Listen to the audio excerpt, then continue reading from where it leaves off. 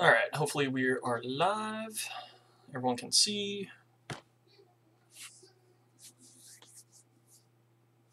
What's going on, Dakota? Lego Maker, nice to see you again. Yeah, sorry about starting a little late. I was talking with my roommate, so. What's going on, Dean? How are you guys doing?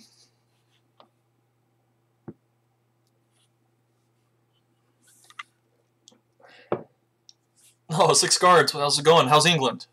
Hopefully, weather's good.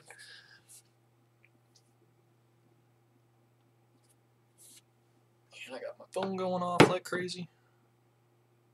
No. Just an update that we have a stream going.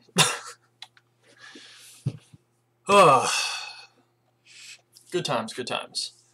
Hopefully everyone's either home or coming home, or England's cold. I have no doubt. You guys, I think, are a little farther north than we are.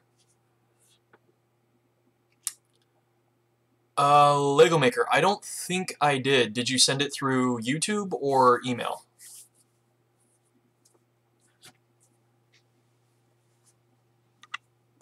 Disconnect my headphones because I don't need those right now. Dakota, hopefully you have a good one. Hopefully you can jump back on. I'm going to try and do another somewhat lengthy live stream. I kind of like this 2-hour. YouTube, I will have to look into that after the live stream. If I can't figure it out, try my email. It's on our website. So, James, how's it going? I'm doing just fine. Matt, how's it going? And Mac Satterley, how's it going?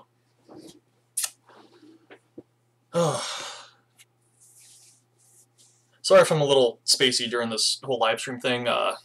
Just got off work not too long ago, so it's just trying to relax, take things easy. I'm always a little scattered after I get home from work. I don't know why. Hopefully I'm not the only one. Hopefully it's the same with you guys too. Hopefully I'm not the only one. I don't like being the only one. It's lonely. I like company. That's why I love having you guys on live streams. This is fun. Dean, yes I did. I'm going to be talking with First Sergeant Kep before too long. He and I have some plans with some stuff that we're going to be putting together. So I'll definitely be talking to him, seeing what we can do. I definitely have 2 people already interested that are 2 privates in my unit. So Matt, for the sharps, I suggest I usually send my guys through Regimental Quartermaster. I just find it unnecessary to spend $175 on a bayonet. That's a really good Italian one. The $44, $50 ones do just fine. You just definitely have to ream them out. And yours is a Pedersoli too, if I remember right. You're gonna definitely be doing a lot of work. Just take your time, man. It's fun, but it's also super frustrating. And Mac, that's good. Well, actually, Mac and James, good. Especially being off work. I definitely feel you on that one. I'm exactly the same way. So, it's always good to be off work. Wearing t-shirt, pajama pants, and slippers. It's the best.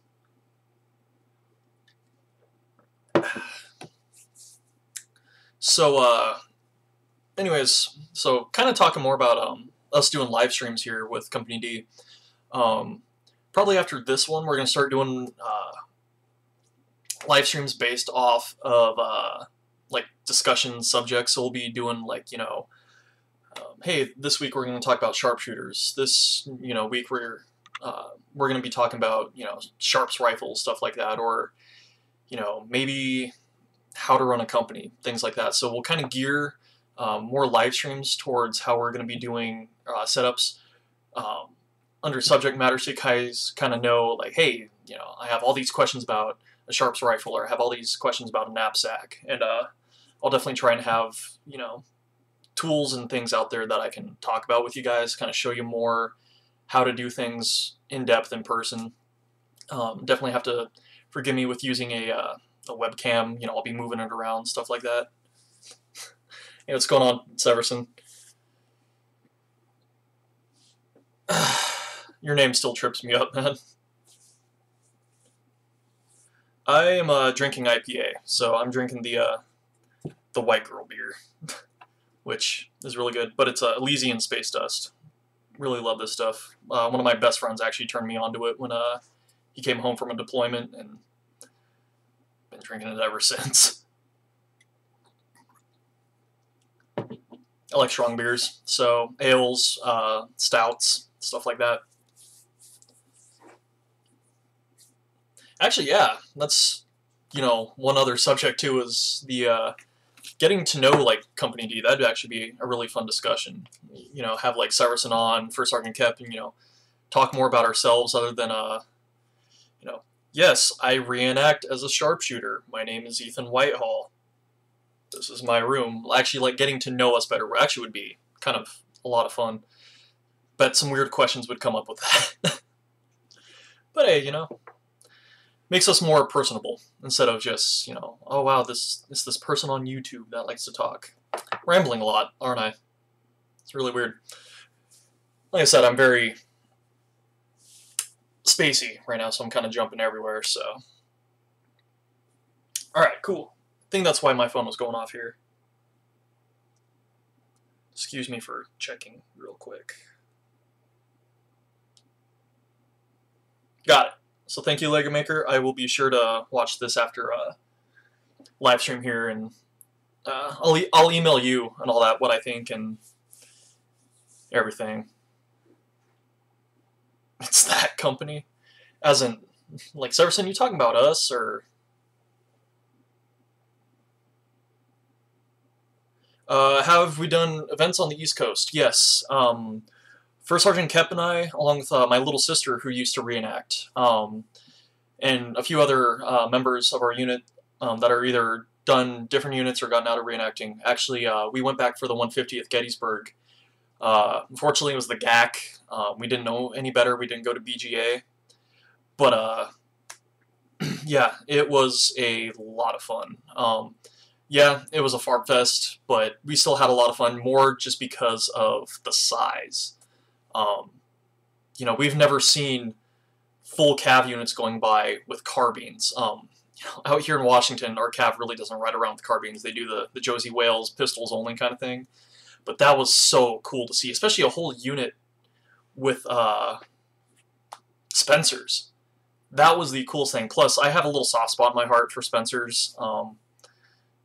I really want to get one of these days. When I do, I'll definitely do the better one was the BGA, the Blue-Gray Alliance 89 Boy. That's the one that everyone was really talking about going to after it was done. Again, if we knew better and we would have been there earlier, since I drove cross country with family, we definitely would have gone to that. Let's see here. Lost in the chat, so I need a... Lego Maker, yeah, there you are again. So when Company D was formed, I believe we were formed in 2005, about 3 years before I joined. I joined in 07, 08, right around that time when I was a freshman in high school. And Indy, yes, there was desertion in the sharpshooters. It wasn't as high as some other units. With the sharpshooters, actually, the biggest reason why soldiers left the regiments after the war or during the war was disability. The sharpshooters were a very active unit. They were constantly moving. Even with drill, skirmish drill is a very active maneuver, so they were constantly running. So the bodies just broke down very quickly. Some of the members of the sharpshooters initially were very old. Well, not very old, but they were older. Late 30s, mid 40s, stuff like that. So, desertion wasn't really an issue. Yes, there were deserters. William Green is probably one of the most famous. He actually wrote a book, or there's a book about him from his journal entries and letters and stuff like that. He deserted, and he was kind of a whiner. Hey, Steven, how's it going? Glad you're on this. Everyone, Steven, hopefully I pronounced your last name right, Dacus. He's with the 11th Ohio Volunteer Cavalry. definitely check out his YouTube channel. It's really awesome. Even though it's geared towards Cav, they still have a lot of great information on there. So definitely check them out. And awesome that you're on the live stream. This is great to have another fellow YouTuber. And see here. Again, I keep getting lost in our chat. You guys keep asking great questions. And the GAC, unfortunately, was bigger.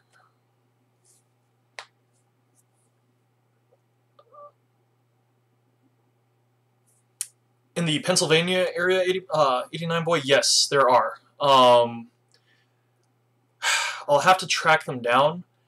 However, I believe it's Company B of the 1st or 2nd U.S. They're kind of in the New York, Pennsylvania area. There's also Company C, 2nd U.S. out of Gettysburg. They do more living histories than events, though, if I remember correctly. And no audio. See if I can fix this real quick. I'll also try to be answering questions while I go through this. And how would captains and commanders deal with deserters? It would follow the chain of command, Robert. So, you know, it would go from the company commander to the regimental commander, and there would typically be some sort of court-martial. They'd be sent to the provost, things like that. Oh, you muted? Okay, cool. Just want to make sure. But yeah, there was a very set protocol of how things were done concerning deserters. Usually it was, if I remember correctly, I don't have everything out in front of me, obviously, but typically it was left up to the regimental or company commander and regimental commander. Have I reenacted in any other eras? Yes, I've actually done World War II as a German with Großdeutschland, 5th Company, out of here of out of the Washington, Oregon area for a couple of years, and that was a lot of fun. I'd love to get back into it, but with running a YouTube channel, talking with you awesome people, putting out videos for you guys, plus with work, I'm an assistant at my work, so I have to kind of always be there. Well, not always be there, but I'm fairly busy with work, and then just, you know, trying to have a social life with running a reenacting unit, YouTube channel, everything like that. I just don't really have the time, plus I have an agreement with my boss where we, you know, he'll give me the time off in the summer and fall, or spring, maybe fall for events, and then I kind of work mostly through the winter. Also kind of save up money for reenacting season, buy fun stuff.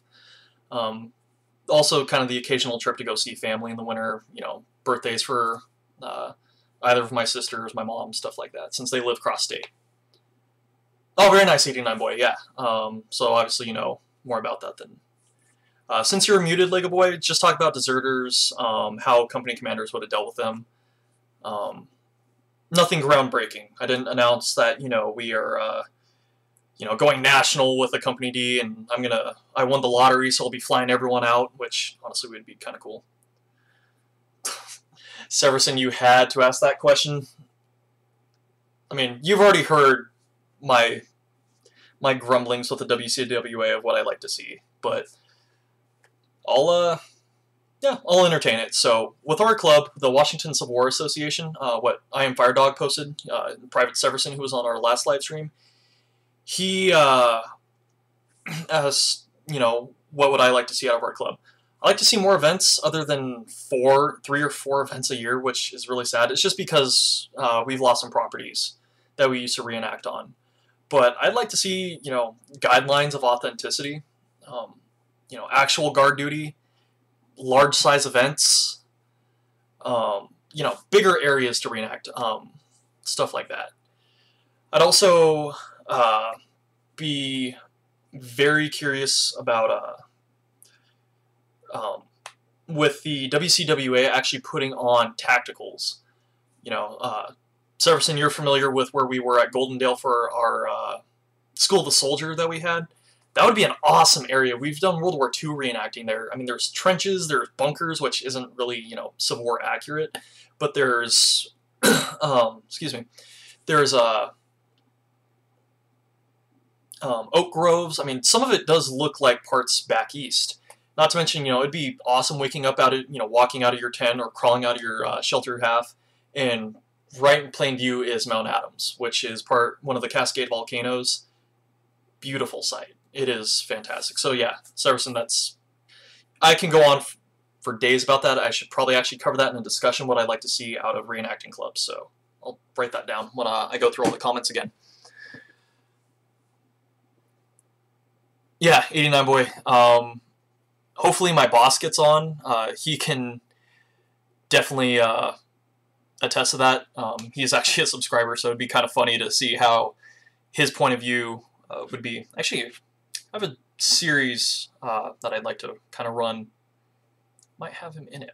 That'd be a good idea. And Aiden, it's awesome to see you. Love having you on, especially since you are a prospective member. So. But yeah, you're curious about libations in camp. They did have some rations. Typically, it was a slight whiskey ration. However, it was more up to commanders overall, but soldiers drank. You're sitting. The most favorite part of the Civil War that I read was it was 99% boredom, 1% sheer terror. So yes, soldiers would smuggle all sorts of alcohol in, typically hard liquor. Your whiskey stuff, whiskey was the biggest one. So popsicle, stuff like that. And they would actually, there's some accounts of soldiers sneaking it in their barrels of their rifles, or their rifled muskets. Did they ever make it on their own in the field, though? I'm not entirely sure. I'm sure if I did some digging, I'd be able to answer that. But right now, I don't know, but I will find out, because that's actually very interesting to me. When it comes into reenacting, yes, there's actually some units that pride themselves on being a frat party every night and drinking. I don't mind tossing back 1 or 2 of these at an event just to kind of relax. If it's an authentic event, no, I don't drink whatsoever. They didn't have brown bottles with these on it. But, First Sergeant and I definitely enjoy our rum. We're big rum fanatics. If my grandfather shows up, he usually has a flask or 2 of some very nice whiskey, and he'll share it with us and things like that. Let's see, and James, you are a aide-de-camp. Very nice. Very, very nice. That's awesome. I've actually never done that. I'd actually be very interested in seeing how that works with reenacting. So if you wouldn't actually mind shooting me an email, that'd be really interesting. Be something I would learn. Lego Maker, I didn't form Company D. I assumed command of Company D from our former founder, basically. So I didn't really form it. First Sergeant and I kind of always say we rebuilt the company. We started with very low numbers, and we're actually very, very high numbers from where we were when I took up.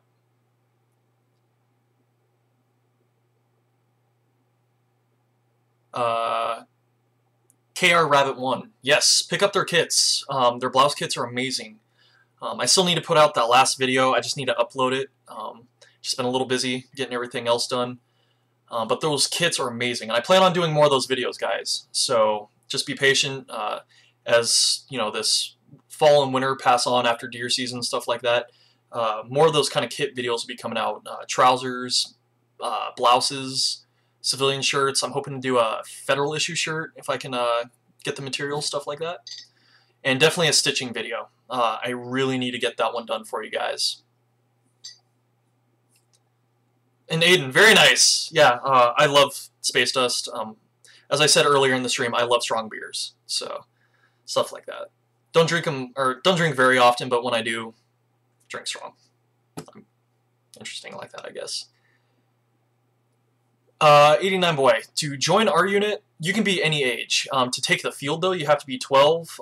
Our club rules state that you have to be a non-combatant, though, from 12 to 13. So that's basically, we don't really carry colors on the field, plus I'm not a fan of children carrying colors. It would have been a sergeant. It's a position of honor, so I'm going to keep it as a position of honor as a company commander. So I definitely go that route. So... with us, I actually keep younger people as runners. That way, they're in the kind of back with me. They hear the commands, they see how things work, typically our runners actually become very high-standing members in the unit. Corporal Speakerman actually used to be a runner, things like that. So 12 to 13, non-combatant runner, and 14, you can carry a rifle on the field. And Lego Maker, why is the rum always gone? For Sergeant Kep and I drank it. Sorry guys, we love our rum. And history and whiskey. I think that's the first time I've seen you on any of our streams, so welcome. Hello, if you've been silent on the other ones, welcome back. Promotion in our unit works more on merit. So with me, I'm appointed by my company. So as long as I keep doing a good job for Company D, they will keep me as captain. If I just become very, apathetic, I just don't care anymore, they will move someone up, they will replace me. However, they will also let me know, hey, kind of need to pull your head out of, you need to perform a inverse rectal cranial insertion, I believe. I'm a little tired, so that may have been complete. In short, pull your head out of your ass. That may happen. However, for NCOs, it's based off of their knowledge of sharpshooter history, club safety rules, sharpshooters, I believe sharpshooter history, which I already listed. Forgive me if I did. And drill. Drill is the biggest one. If they can lead the company in drill, they are definitely in the running for becoming a corporal, sergeant, things like that. But also how they conduct themselves. Are they a good standing member in the company? Things like that. So I follow the 14 traits of leadership. The acronym for that is JJ Did Tie Buckle. Learned that through my grandfather, who was a 30-year Marine vet, through this. I'll actually do a video more on what I look for with leadership, things like that. Kind of a guide for company commanders on how to promote people. So that's also a video coming down the pike for you guys. So that'll be covered a lot more in that. So just please be patient.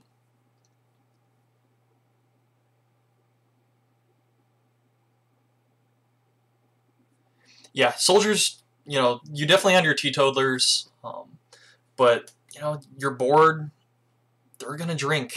That's, soldiers still do it.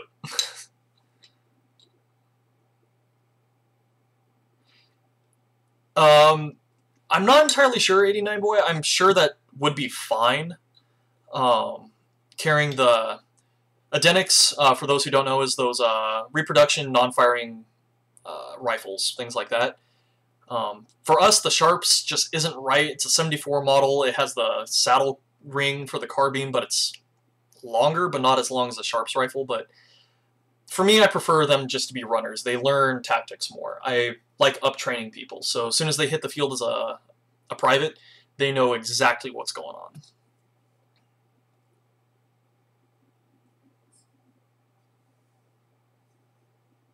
Yeah, with World War II out here, at least with Army Group 44, it's very, very strict on age. 14, at least for the German unit that I was with. Oh, and Lego Maker, I'm very, very aware. That was actually one of my favorite parts of that movie was, why is the rum gone? It's concerned only about the rum. Go figure. I would be too. Oh, very nice history and whiskey. Have fun at your first event. Good luck to you. I'm sure you'll have a blast. You'll definitely have a blast. Especially with being engineers, you might really have a blast. Oh, 6 guards. Okay. That actually kind of makes sense. I understand, England does have a little more stricter gun laws than here in the U.S. I'm friends with quite a few of the Company E, First U.S. boys out of your area. And I've talked with one of them, and correct me if I'm wrong, the police every year have to check your firearms to make sure that they're blank firing, things like that, that they haven't been used for live firing. That's at least what I remember. It was quite a few years ago when Robert Smart and I were talking about that, but please correct me if I'm wrong. I try to be up and up on gun laws just because things like that interest me. I like off-the-wall wacky stuff. kind of branch out, get more knowledge of everything else. In 89 boy, it depends on the unit. I believe it's 16 pretty much all around for us.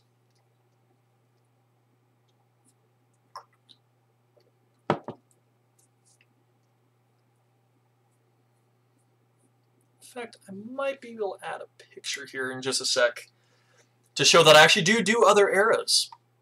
Imagine that. Let's see. So please forgive me here for just a sec. Plus the chat's kind of slowing up on me, so I don't want to just ramble on.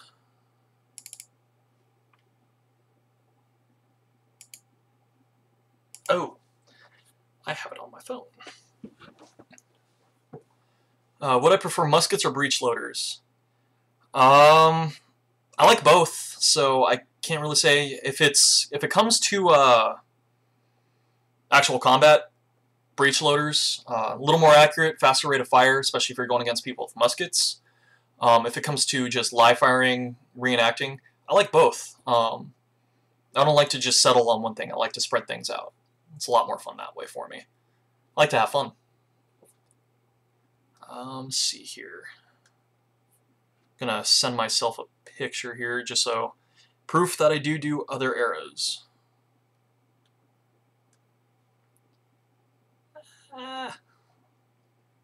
And 89 boy, I've been reenacting going on 11 years now. I've loved every single year of it. It has been a great time.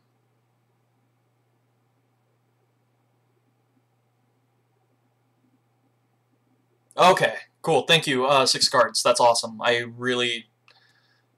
was kind of off, kind of on a little bit about it, but that's really interesting. As I said, I understand, you guys do have stricter gun laws, so.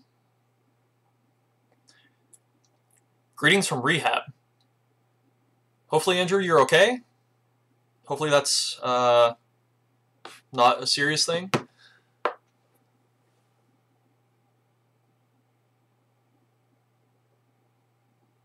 Yeah, here in Washington State, it's a little different from every other state. We're not allowed to have, they're called a Class 3, so that's fully automatic. However, in other states here in the United States, we can't have Class 3s, things like that. But with Washington, anything goes for anything else. However, our hunting laws are a little different. Like, you can't have scopes on shotguns or black powder weapons to go hunting with, everything like that, so. And 89 boy, I'm 26. Actually turned 26 back in the end of July. Things like that. Or like that. So, still a youngin'. Still a youngin'. Always learn. Do I hunt with the 1859? I haven't yet. I'm actually not entirely sure if it's legal here in Washington State to do it. So, it's one of those things. Caleb, what's going on? I miss you, man. Majora Divine is one of my best friends. It's actually awesome that you're watching this live stream, man. This is cool. Miss you, bro.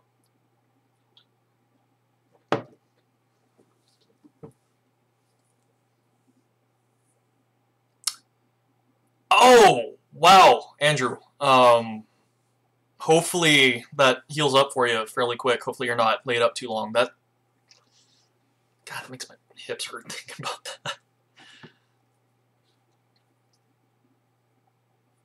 Oh, very cool, Christian. My great-grandmother is actually from Tennessee, so I still have some roots down there and everything.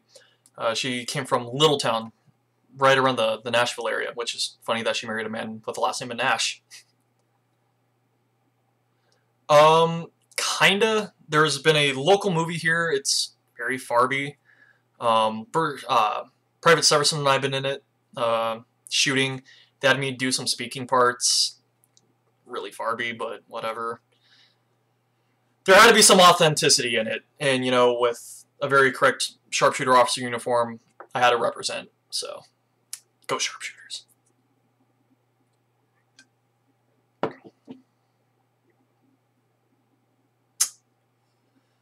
Hopefully he heals up for you, man. Andrew, that's really unfortunate. Surgery's never fun. I'm lucky I've never had any yet. I should, technically, on a... Oh, that's right, Saracen, you did. I've never had surgery. I technically should on one of my knees. I tore my meniscus when I was 14. Never knew it, so I have scar tissue on it and feel like an old man when I'm, yep, weather's changing. It's gonna rain. My knee's hurting. Stuff like that. So it's always fun. Oh, I'm Christian. Very cool. Yeah. Yep, it's where my great grandma Joe was from. So miss that. Miss that crazy little old lady. She was a lot of fun, especially when she would go down to Tennessee and come back in her Tennessee accent. I miss it. I really miss it. 6 guards, yes. Farbs are everywhere. I was a farb once. It happens. It is a forgivable thing. And 89 boy, I'm getting it loaded up here.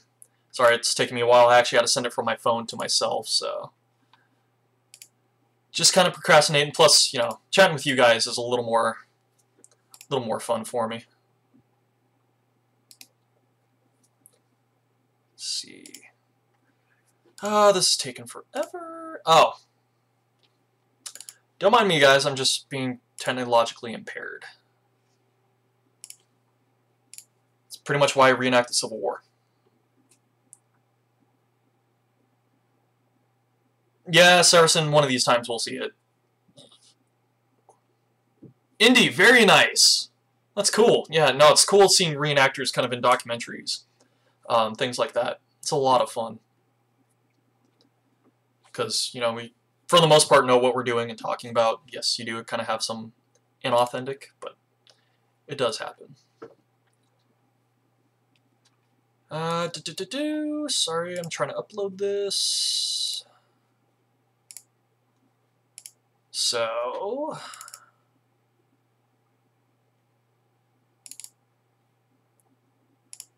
Yep, there we go. That's it's me as a crowd.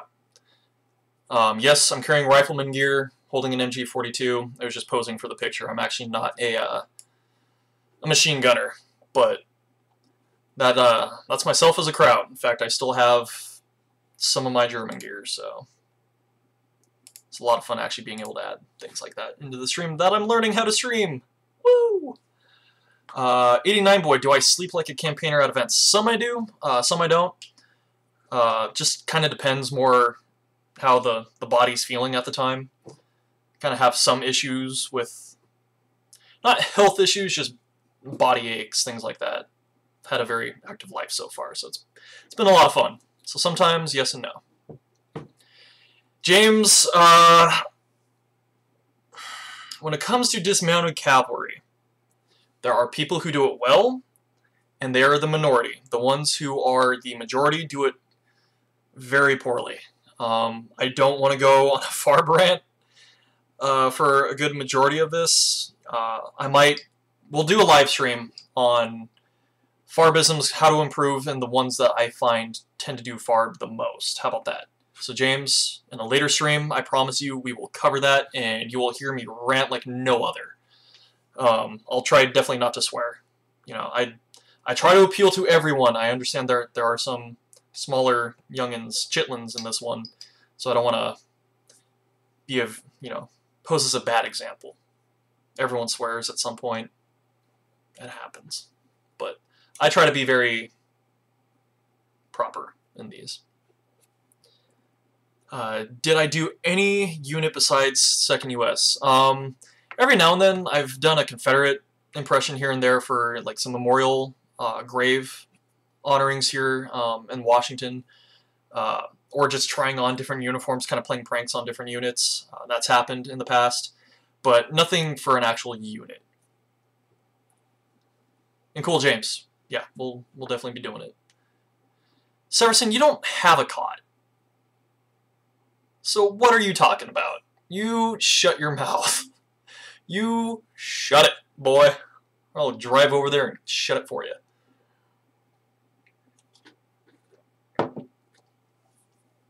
And Legamaker, very nice, yeah. Most Germans weren't Nazis in World War II. Yes, they kind of got roped in with everything, but, not every German was a Nazi, but Pennsylvania Germans, definitely. That's awesome. I have German descent in my bloodline as well, so kind of a mutt, honestly, which technically is an American. We're a little bit of everything, a little sprinkling.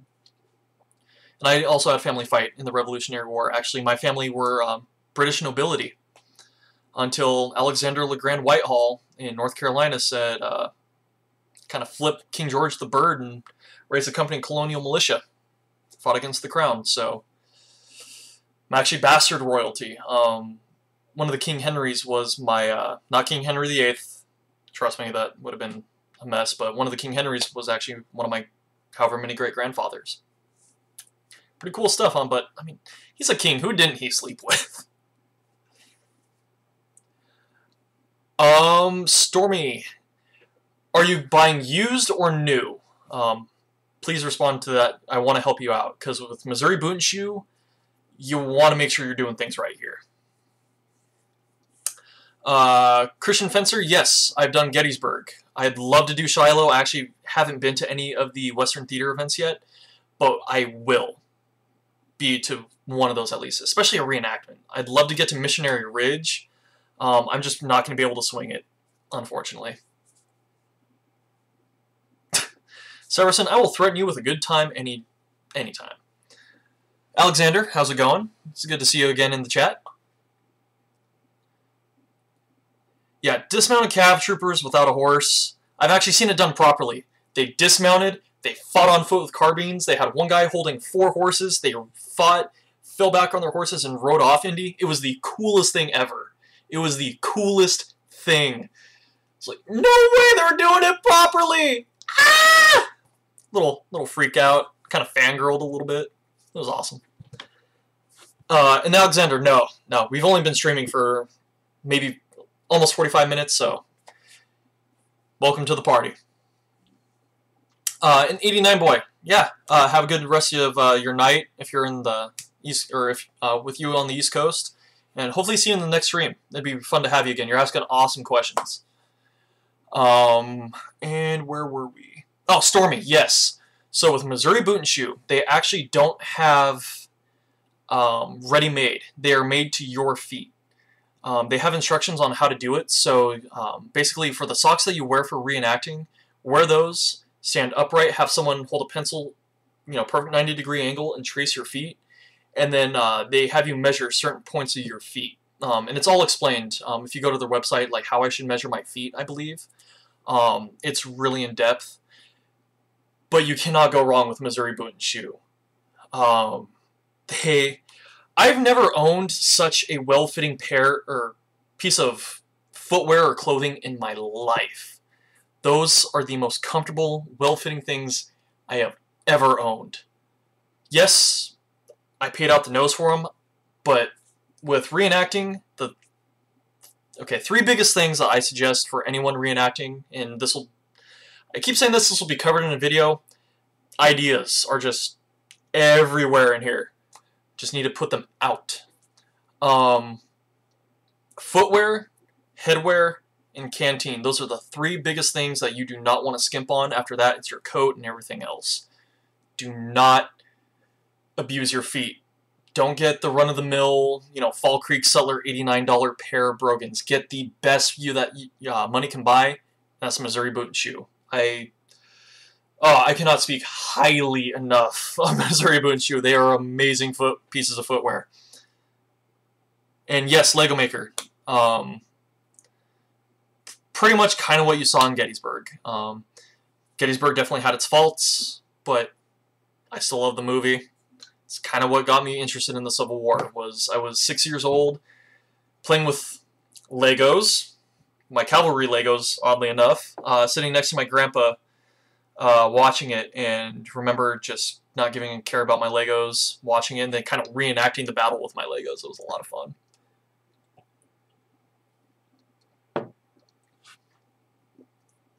James, you actually hang out with Missouri Boot and Shoe? You're my new favorite person today. Holy hell, that is cool. If you really hang out there, that is so cool. And yes, Indy, they really did. They held them off long enough for the infantry to come up. Mac, if you're talking about Missouri Boot and Shoe, For a pair of Brogans base pair, that is without heel plates, without hobnails, they are $195. But as I said, do not let the price scare you. Take care of your feet. You know, you take care of your vehicle if you have one. You really want to take care of your vehicle, because that's how you get from A to B. You know, with reenacting, that's how you get from A to B, is your feet. You don't want to be laid up after a reenactment. I used to have a very, very, very, very, very, very bad pair of Brogans from Blockade Runner, and I was hobbled up for at least a week after events. This was back when I was in high school, and I, got a better pair. I believe they were, honestly, actually, Private Severson has them. I honestly think those are, besides Missouri Buntshu, I can't remember his name. He was really well known. Guys, please help me out if you know, for authentic footwear. He doesn't do them anymore. He's from Canada. I'm terrible with names. Faces I can remember. Names I don't. But I believe it's actually a pair of those. So Severson, you are lucky. I gave those to you for free without knowing what they were. But you also needed Brogan, so I gotta help. I gotta help you out, man. What unit would I like to see done in the WCWA and done well? All of them? Severson, come on, man. You're talking to me. You know how I am with that. I want to see all units done well. I want to see them Robert Land, thank you, James. You're the man. You're the man. I want to see all units done well. I want to see their history of the men that fought and died presented properly. You're not doing their honor if you're not doing it properly. First Minnesota Sharpshooters, how's it going? It's great to talk with you. Where's the captain's uniform? It is currently packed in my box with all my other stuff that is buried under all my other reenacting stuff. I might need to actually start doing live streams in my uniform. Maybe get a backdrop so I'm not, a black sheet or something, so people aren't seeing where I live, kind of how messy I can be sometimes, typically just because I'm working. But I might do uniform in videos from now on. Thank you for kind of the idea. How's everything going anyways with you and your unit? Love your guys' videos too, especially the shooting ones. You guys are awesome with that. It's a lot of fun to see, especially even your hand tools. That was a really cool video. Awesome job with that. I'm a little weird. I love hand tools. Digging. I've always dug pits. There's actually a video with me of me in my friend's Facebook group where I'm just digging a pit in the ground. Just being weird. I think I look alright in uniform. I'm modest. I don't like to... I'm awesome. I strut my stuff. But thank you. Thank you for the compliment.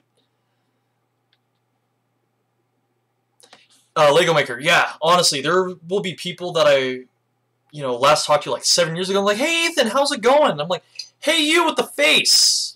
What's up? What's up? And they're like, you don't remember who I am, do you? I'm like, kinda. I know your face. I recognize you. I'm sorry. Yeah, First Minnesota Sharpshooters, I definitely need to start hitting the range a little more, especially with deer season coming up. But where I'm going up deer hunting's up in the mountains. It's fairly overgrown, so it's more kind of a brush hunt. So 30-30s are a big help. Plus grouse. So I might just do my shotgun slug, since we can hunt deer with shotguns with modern firearms. So I might do that. Love deer hunting. It's so much fun, especially the area that I hunt in. It is beautiful.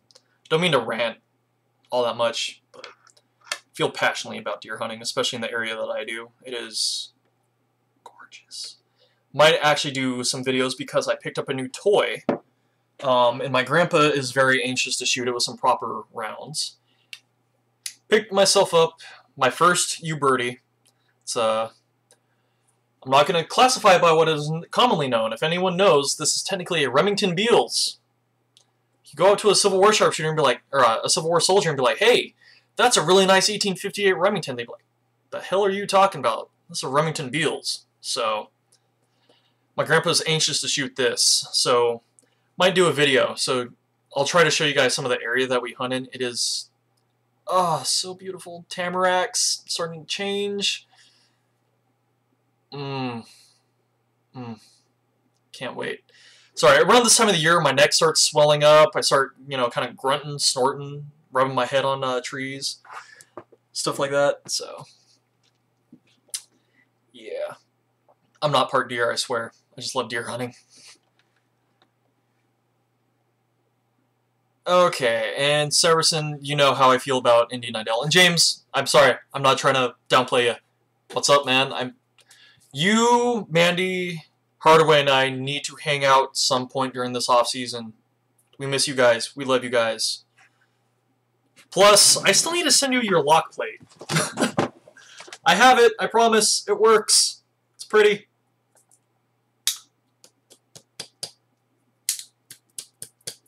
I can bang it and it doesn't go off. And yes, Stormy, rutting Ethan. This time of the year, I go into rut. And Stormy, yes, we actually do use black powder hunts here in Washington State. It's a different season than modern. Typically, they do archery and youth at the same time.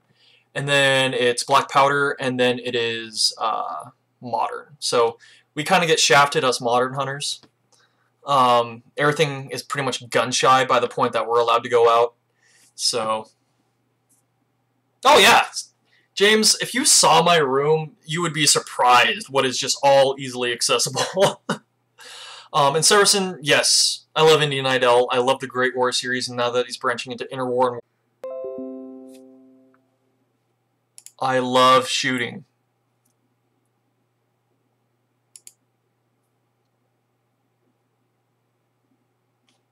So, any guns, stuff like that. Nope, and apparently we dropped a little bit. So, if you guys miss anything, let me know. Actually, what was the last thing you guys heard me talk about? How about that? And then I'll just pick it up from there. And Indy, I have seen a Lamat live fired. It is the scariest thing ever because they are prone to chain firing like no other. I've seen multiple people with different Lamats. Granted, these were reproductions. Holy hell! Seeing one of those chain fire along with the shotgun going off, scary. Very scary. Let's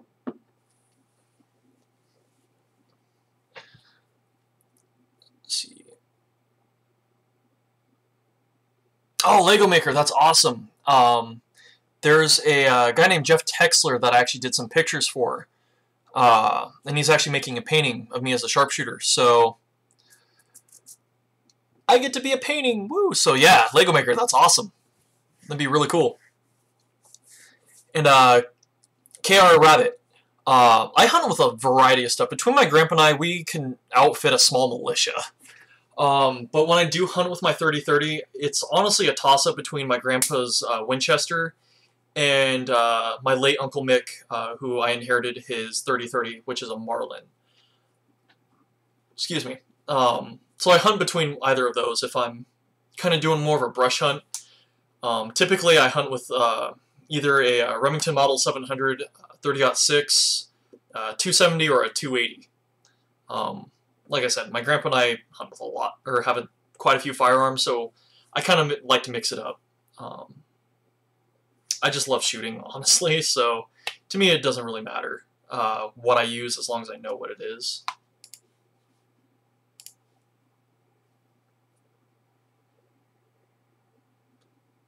Oh, Jack, I just saw your Facebook messages. That's awesome. Wow, those are some great pictures. Cool. Sorry, my mom also sent me a message about my 8-year-old baby sister. So that's... I'm so proud. So proud. My mom's raising her right. So anyways, back to the chat. I'm sorry, I'm kind of rambling and ranting here. So Alexander, you're going to ask again if it's okay. Absolutely. I don't mind being asked the same question twice. I'm not entirely sure. I don't really follow the cav commands too closely. I know kind of your basic ones, but charge, I'm not entirely sure. Honestly, I keep meaning to pick up a cavalry manual and just read the damn thing, just so I can understand. And yes, First Minnesota, IPA. I think this is the third time he's saying it, but I love myself IPAs, stouts, ales. If you want to go German, I love Doppelblocks, Dark Hefes, stuff like that. So, dark beers are my favorite. Porters, too. I can't forget my porters. And Stormy, yes. My Model 700 is definitely by far my favorite hunting rifle. It's my great-grandpa's. That thing is a tack driver. Nailing golf balls out to 300 yards with that. So a little golf ball, you can't see with the naked eye. You can barely see with a scope, and consistently hitting golf balls at that distance. It is a tack driver, especially since we've had the trigger worked on, so it's a 3-pound trigger pull. I get this warm, fuzzy feeling on the inside just talking about it. It is the coolest thing, shooting that rifle. It's a kick in the pants.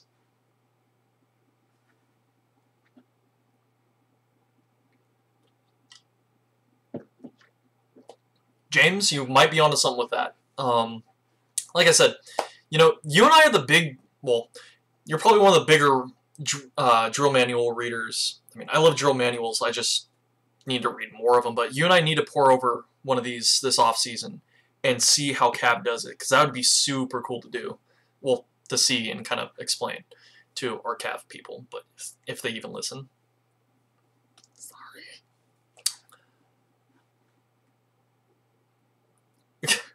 Okay, it's cut out when I was talking about Nidell. Yeah, I love the Great War series, Everson. You already know this. You know me well enough.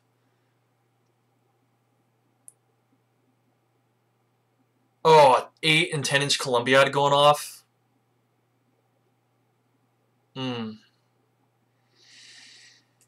Things that go boom and they're loud. I love.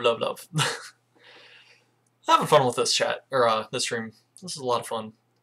Have you or unit? Yes, actually, Trevor. I actually made our color covers and plan on making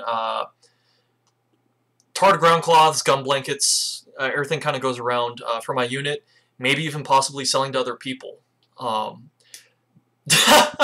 Yes, Indy Nidell, 6 cards. Yeah. Indy Nidell is awesome. Definitely a man crush for Indy Nidell, but like a historic man crush. Yeah, Trevor, I've definitely tried making my own. I plan on maybe kind of offering them to close friends, maybe you guys in the chat when I really get the mixture down. Absolutely perfect. I'm kind of a perfectionist.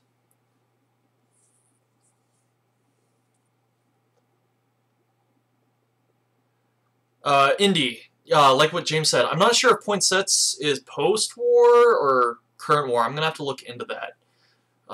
I'm not familiar with the cav and artillery manuals. I'm a dirt muncher, a crowd muncher, stuff like that. I'm infantry, so I'm not well-versed into the artillery and cavalry tactics, but looking to see how that's done. That'd be a lot of fun.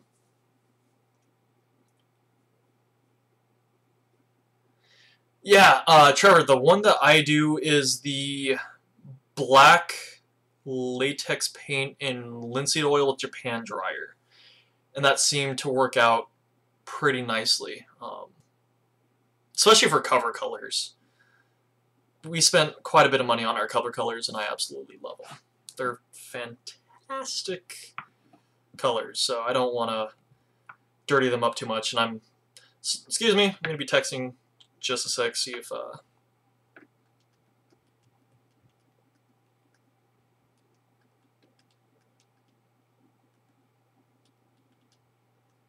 But yeah, color covers is actually one of those things that's really hard to come by. That's why I ended up making my own.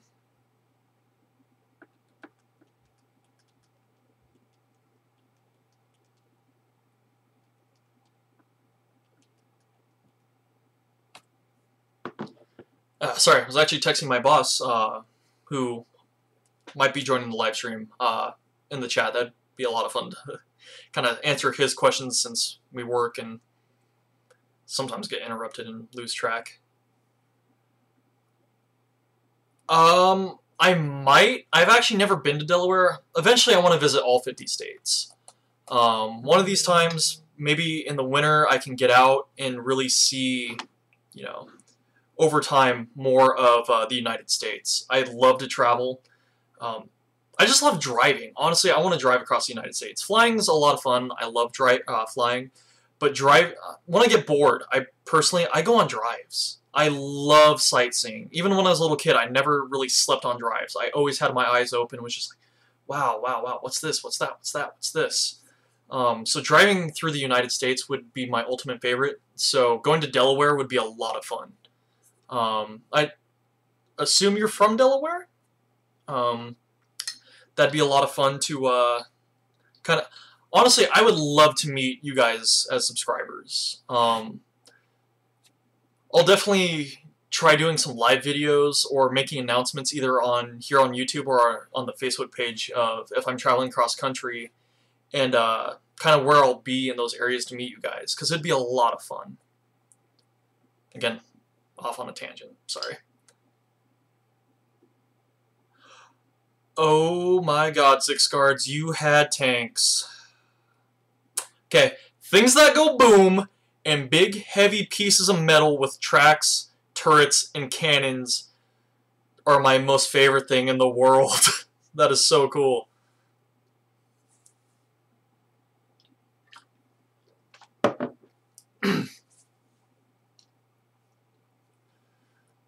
Yeah, especially with you, Severson, you know, just constantly going to Michigan. I can understand that. Especially, you know, no offense to Montana, South Dakota, North Dakota, parts of Minnesota, very flat, lots of grass, but I still love the drive, so.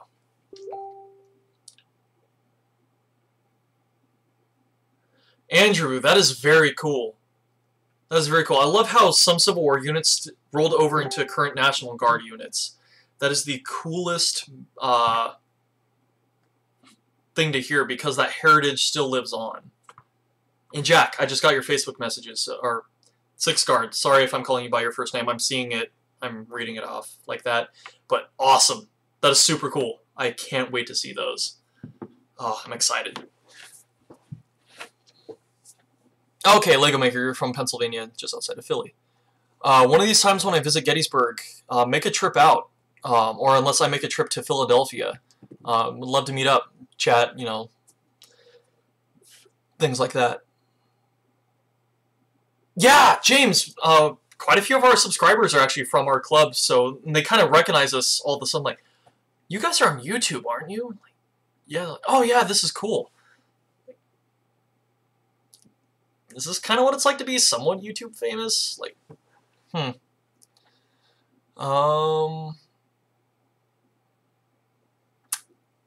Alexander, maybe.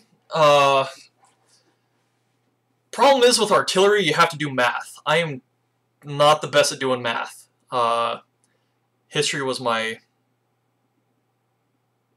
kind of weak point in school, so.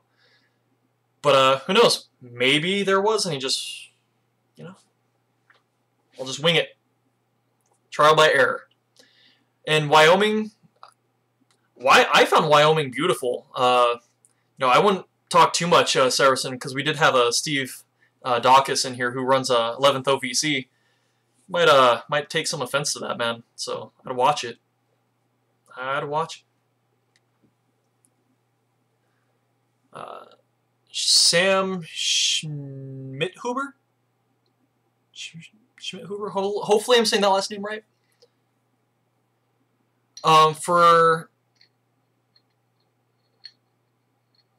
Okay, so Sam, to explain how Civil War reenacting works, you have your company commander, which can be anywhere from a second lieutenant to a captain.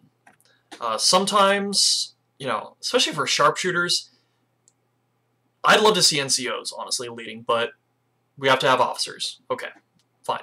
So company commanders are second lieutenant to captain. From there, you go to your division or wing of your battalion, at least for our club. That is usually done by a major. From there, you have your battalion commander, which is typically a lieutenant colonel or colonel. Artillery typically kind of has its own separate, so typically that is a major. Cavalry, same way, a major. That's just how we do it. I don't really agree with it that way, but you know, mine is not to ask, you know, who and why. Mine is just but to do and die. So, and James, yeah, yeah, you're right. It was Spectator, which was really cool.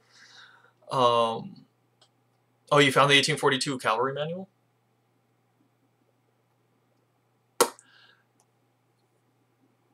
Please share that with me. Let's see here. There's going to be a live-action Star Wars series. James, did you hear about this? Live-action Star Wars. Let me know your thoughts if you've heard about this, because James Soderling is actually one of our privates, soon to be corporal, when we get that right number to where I can promote one of our corporals to sergeant and promote James to corporal. He's one of our members. He is probably the biggest, well, he and his wife, Mandy, are the biggest Star Wars fans I know besides my Uncle Brian. So please, let me know what you think about that, James. Either private message or in here.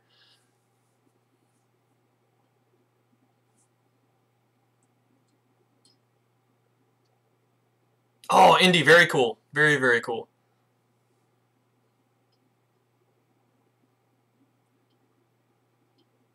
Yeah, so I think it's fairly similar, Sam, with how everything works with that.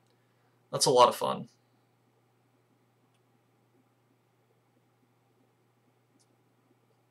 Oh, okay, so you also have the majors and everything else. Sorry if I'm kind of pausing to read here. Oh, Andrew, I do not doubt it. I'm sure those streamers alone added another 50 pounds to that, to your colors.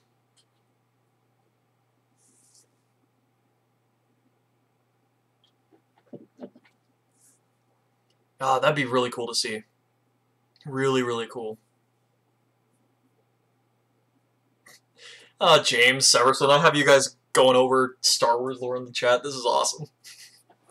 You guys are awesome. Actually, all of you guys who are in the stream right now or in the chat are fantastic. I love all you guys. This is a lot of fun. Also, drink some water for the throat. You guys would actually be very surprised with doing these live streams. 2 hours of talking, which you think really wouldn't, you know, do a lot to your vocal cords. I'm actually left fairly raw in the throat after these. So, but I love it, or I love doing it for you guys. This is a lot of fun. Oh, Andrew, yeah. Yeah, that would be very impressive.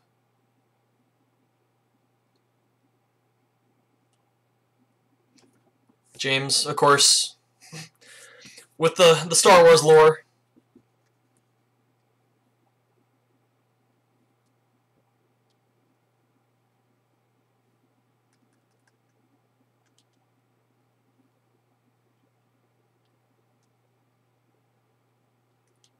Sorry, I'm responding to a message from my mom. I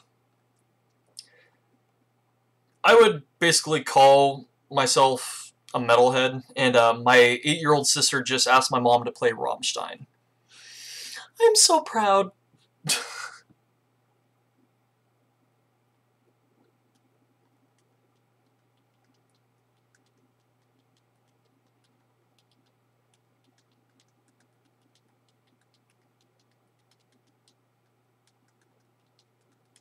Okay. Sorry. Had to invite my mom into this. This would be kind of fun to have her on, so I don't think she's actually ever seen me do a live stream.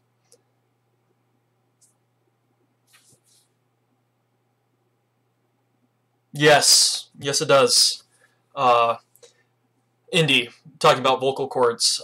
Typically when myself, Corporal Hardway, and Private Cook drive to events, it's always a sing-along, even coming back, but after a very, very rough, reenactment where I'm yelling a lot, it is so hard on the voice. Cough drops are a huge help after events.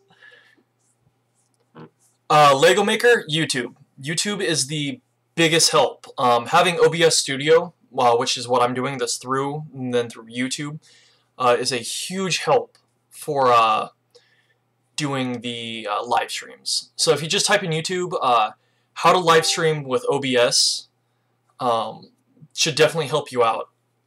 It's a lot of fun, trial and error, but you will figure it out. It's a lot of fun. I love it. I just said it's a lot of fun quite a few times, but please forgive me.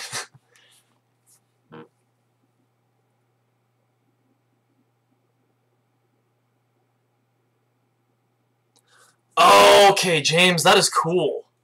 Okay, so you start off slow, and then you speed up. Cool. Awesome. I need to write that down. Yes, Andrew, you are absolutely right. Corporal Hardway is also very good at making Gollum juice for me.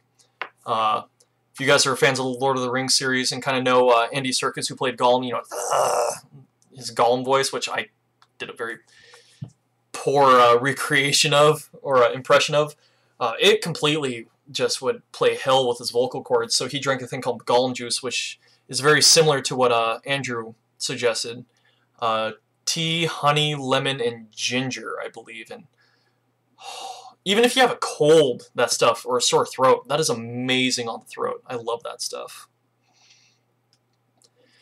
Stormy, if I could buy one. An 1842, an 1861, or an 1863.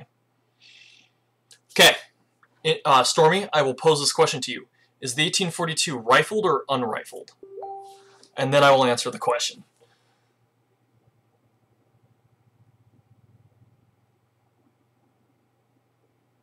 Do I ever have my shoe last mounted on anything like a plank of wood? One of my shoe lasts kind of has a little piece coming off that kind of rests very easily, like on a tree stump, stuff like that. So for that one, I don't. For my taller last that I have in the video, I actually need a mount on something. Normally, I will sit on a cut log, and I'll place the last between my legs so it stands straight up because there's a flat base to it, so it's standing like this, and I'll work on it that way. But honestly, I prefer to actually have something where I can stand, kind of maneuver around a lot more. Trevor, I will definitely be doing that this off-season, especially with deer season coming up and my grandpa and I hunting. We always have one of those to be available to take home. So I'll definitely be doing something like that here before too long.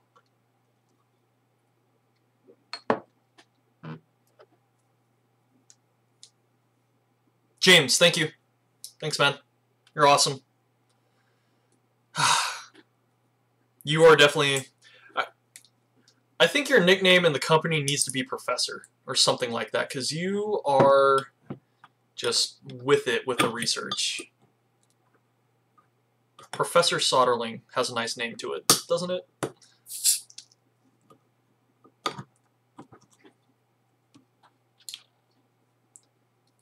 Six Guards, yes! Please, send me the link. English Civil War. Yes, that is something I don't see very often reenacted. So I would love to see that. Granted, which English Civil War are you talking about? You know, are you talking about the Roundheads and the everything like that, or are you talking, you know, War of the Roses? I had a family fight in both of those, in fact. Stormy, okay, so a rifled 1842, 61, or 63. Okay, 1863 Springfield if the 1842 is rifled. If it is unrifled smoothbore, the 42, because one, granted you lose the accuracy with the 42 smoothbore, but buck and ball. But I'm also thinking from a hunting standpoint. So, but if it's from a military standpoint, 63 all the way. All right, Severson, have a good one with hockey practice. We'll talk with you later, man.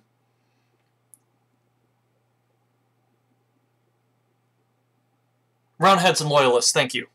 I couldn't remember the other name. It's like Cromwell, but I believe that was Roundheads. My British history with that Civil War isn't the absolute best, but because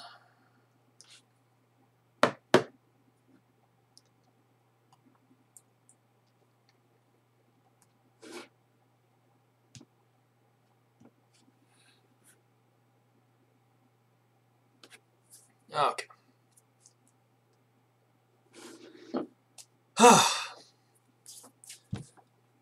This is a fun live stream with you guys so far. I just want to say that. Thank you all for being on here. This is really fun for me. Actually, every live stream I've had has been a lot of fun with you all. Having a great time.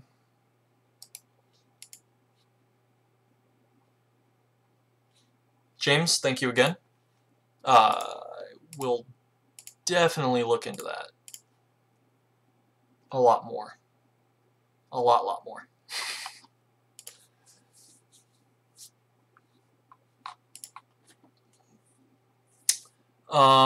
Okay, since the chat's a little slow, I'm going to use the bathroom real quick, refill on some water, and I'll be back here in just a sec, guys. So please ask any questions whatsoever in the chat. I'll be back. I'll answer them for you guys since we're a little slow. So.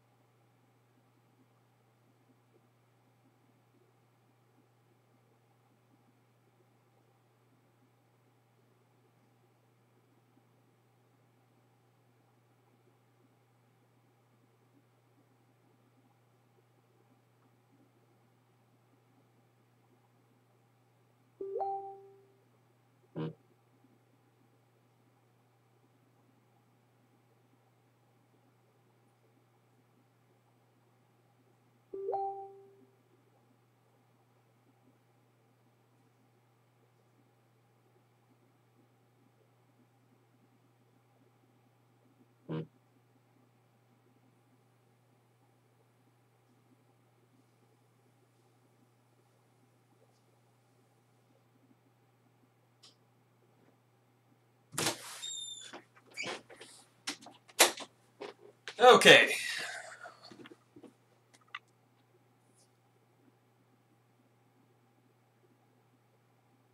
Wow. 6 cards, that is impressive.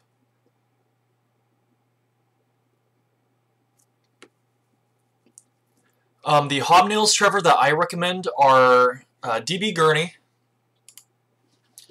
and they are the grooved 3/8 inch hobnails.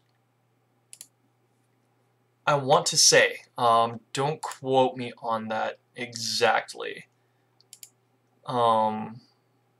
Yes, actually they are the 4/8 grooved head hobnails.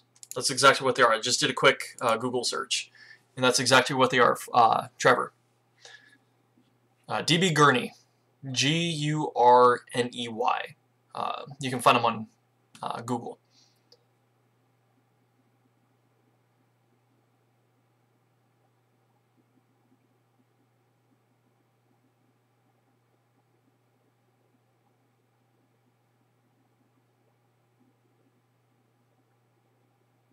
Indy, yes, that would actually be really cool to see. Technically, if you wanted to do Company D, second U.S. sharpshooters right, we would be very hesitant to take a train. They were in a train accident being moved during the war. Everyone in Company D was actually injured, and I believe Company E or F of the 2nd U.S. Sharpshooters actually, some members were killed. Another train plowed into their train at night when they were at the bottom of a hill because the back light burnt out. So that'd be really cool to see, though. We do actually have a train event here in Washington, but it's a little hokey. So we're like, oh, they're robbing the train, they're attacking the train, there's a battle by the train. But actually moving soldiers in boxcars would be the coolest thing. Cool, and Trevor, happy to help. Oh, we did have a fatality? Okay, because as I remember reading, everyone was injured, but there was no fatalities. But thank you, James. I mean, you know how it is, James, with me, with everything sharpshooters. Everything kind of gets crammed in here, and some details get a little skewed.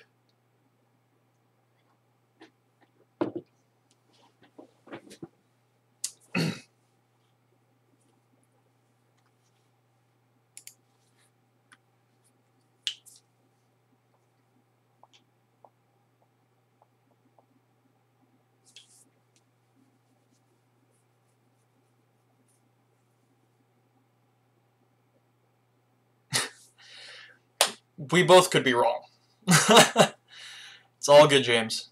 Yeah, that's at least what I remember. You know, I could be wrong. With everything that I pack into here, knowledge-wise, with everything Civil War and everything else in life, you know, things could be getting a little mixed up. It does happen.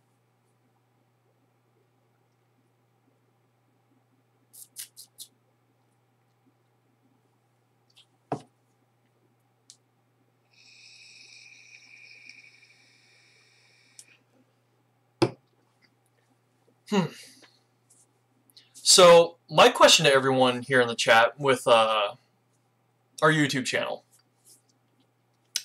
because First Sergeant Kep and I have kind of played with the idea off and on, and we'll probably be doing an actual full YouTube video on this, but kind of to start with you guys here in the chat, more of a kind of testing the waters. Would anyone feel comfortable supporting Company D, the YouTube channel, through a Patreon account? You know, more video equipment, better video equipment. You know, it wouldn't have to be, you know, $50 a month, but, you know, $1 a month kind of thing, to kind of progress the company towards better video equipment, therefore better videos for everyone else. Things like that, you know. It's something I've been kind of playing around with how we are as a company, because our video equipment is actually very low tech. We have wireless mics, wired mics, a shotgun mic, tripods, and these are cell phones, believe it or not. Almost every single one of our videos has been done off this or for Sergeant Kep's, which, wow, that is filthy. I need to spray that down and wipe it. So, you know, it wouldn't be going towards, you know, our personal pockets. It would be going towards the company pocket for YouTube for you guys. So that is already 2 responses. So that's awesome. Thank you guys. You know, like I said, I'll be doing either myself, First Sergeant Kep will, or we might both will be doing a full video on announcing, you know, we'll be doing a Patreon, or would there be an interest in doing a Patreon. We're still kind of playing with quite a few projects and details that we are working with. But, you know, eventually we'll be, you know, doing awesome YouTube videos and intros and everything like that. We're just very, for a reenacting channel, I guess we're fairly big. You know, for a very niche subject of YouTube, you know, we're not, oh my god. Shows how much I really know about technology and YouTube. Most of my YouTube channels I subscribe to are historical, or, you know, some sort of off-the-wall, like Samson boat building company. I get tongue-tied easily. This is fun.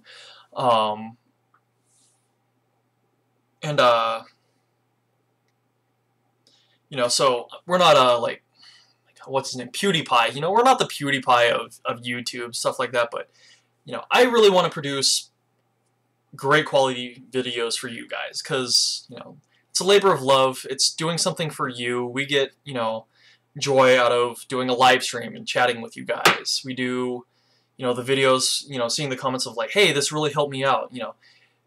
It helps the channel out, but it more kind of makes us feel good, like, hey, we are helping fellow reenactors out. Because really, that's one of the biggest keys of reenacting, is helping each other out. Whether you're a campaigner or a mainstream, helping each other out. Hey, let's hey, you want to upgrade from a mainstream to a progressive or campaigner? This is how you do it. Or, oh, you're not familiar with the proper construction of a dovetailed wooden ammo crate. Well, First Sergeant Kep has a video about that. We do it to help you guys out, so I really want to do that. Do a Patreon for better, equipment know-how, stuff like that. Better programs to help you guys. So that's kind of why I want to do that. Kind of a long tangent, but I'm sorry. It's something I feel passionately about, and when I do, I gush. A little bit. Very passionate.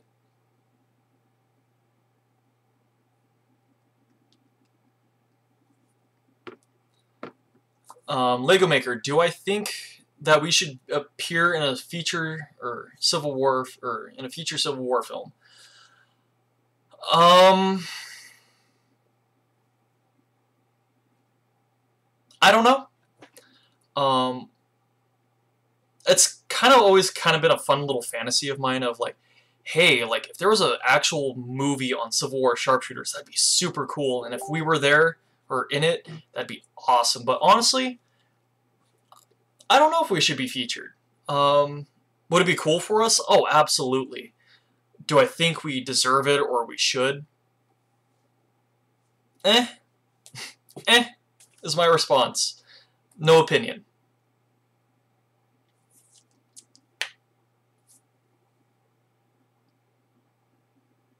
Cool, James, awesome.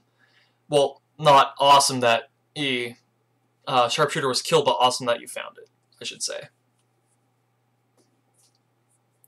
Yep, Lego Maker, that's exactly why we started doing the YouTube.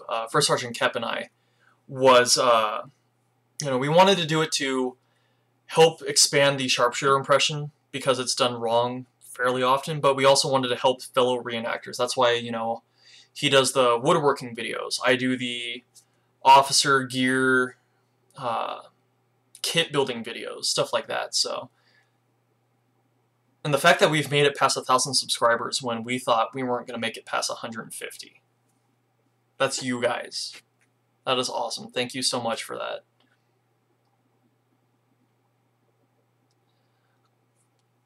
Yeah, and Raul, I would honestly love to do it, but the question is, where would the camera go? I do not want to be Farby. I'm with James on that.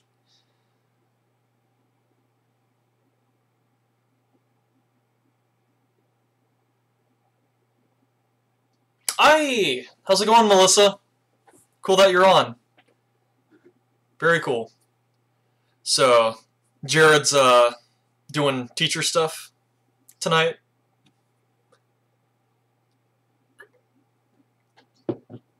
Yeah, I'm actually just realized that he isn't on. So yes, Mrs. First Sergeant is First Sergeant Kep's wife. Very, very awesome person to talk to. Melissa is a very fun person. So it's awesome that you're in. I didn't know that you were watching.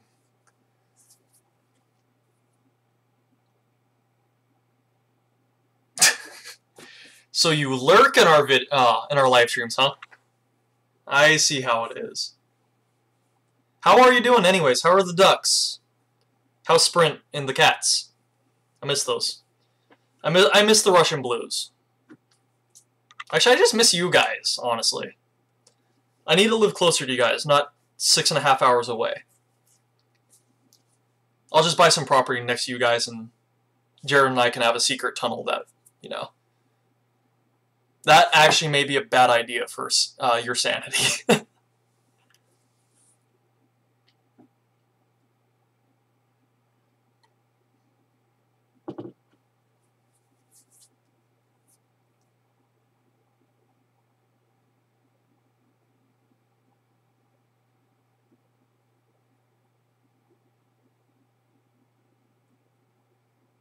Good. I'm glad to hear it. And hopefully you're doing well.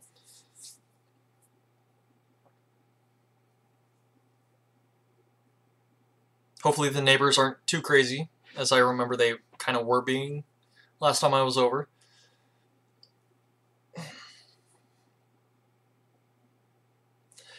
Turning, as much as I would love to live on the west side, again, be close to family and friends, I have my own family and friends over here, so, and it's a little cheaper.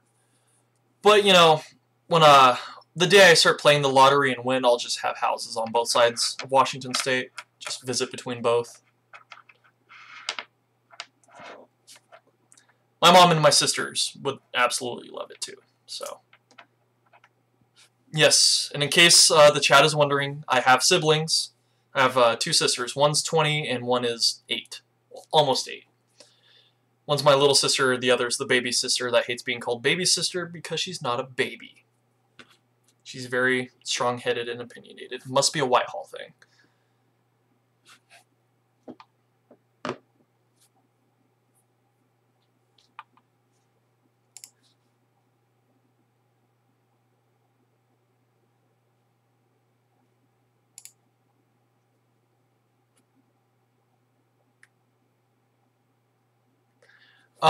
We kind of have events all around the area, Trevor. We have an event in Central Washington, Eastern Washington, and most of ours are actually in Western Washington because that's the more populated side of our state.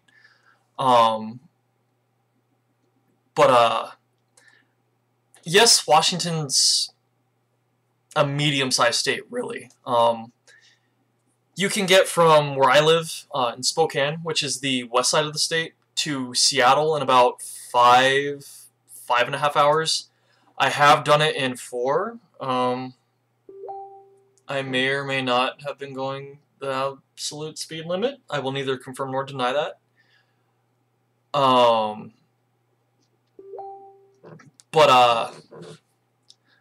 I definitely don't mind traveling. Actually, we all don't mind traveling. It's a lot of fun. We have a very beautiful state. We have a very dynamic state. Everyone thinks, okay, Washington, you know, there's Seattle, Starbucks, Sasquatch, you know, legal marijuana, gay marriage, and rain. Well, actually, Eastern Washington is very rainy, rainforest. Central and Eastern Washington is actually a high arid desert.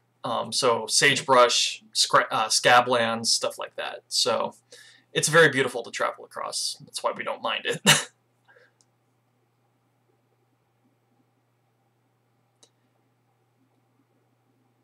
Yeah, not when I win or if I win, but the day I start playing the lottery, James.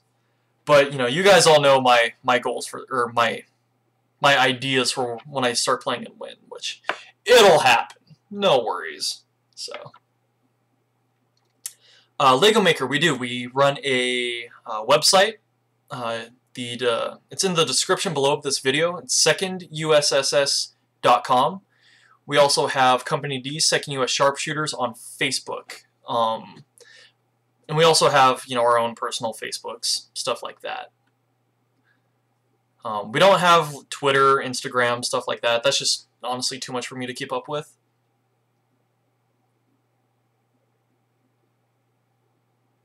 Is there a Civil War must movie before an event I must watch?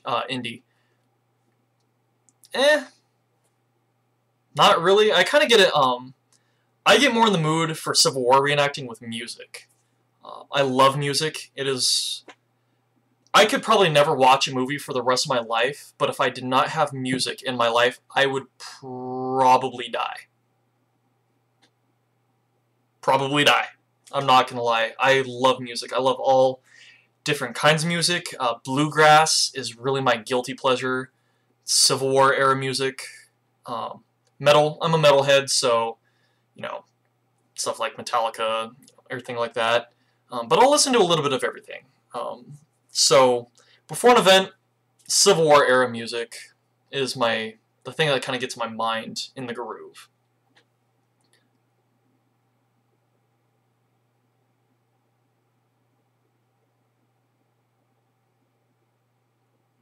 James Stevens, sorry, not Soderling, but Stevens.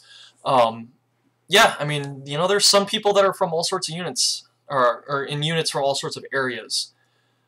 We've actually had one of our members, he lives up in Canada.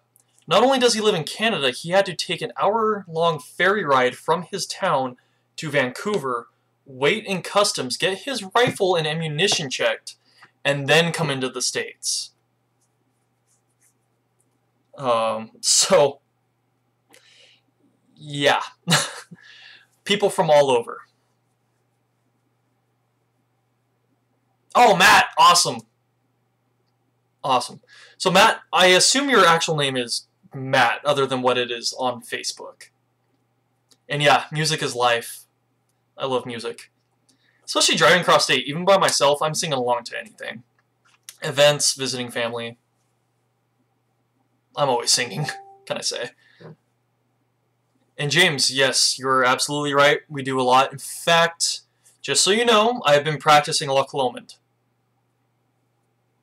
Just so you know. I'll join in.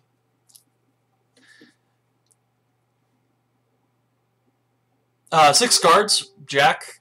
Absolutely. I'm sure it's fairly late in the UK. Thanks for joining in on the stream. Thank you for all the messages, everything like that. I'll definitely look at the Facebook messages that you sent me because those look so cool. One of these days, I will go to England. I will go to where a majority of my family came from, and we will hopefully meet up, chat. That'd be a lot of fun, especially in England.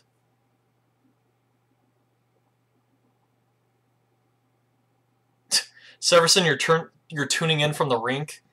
Are you serious? Your dedication knows no bounds, my friend. Stormy, I will look into that. It sounds like a good podcast that I can join in on. James Stevens, the crazy.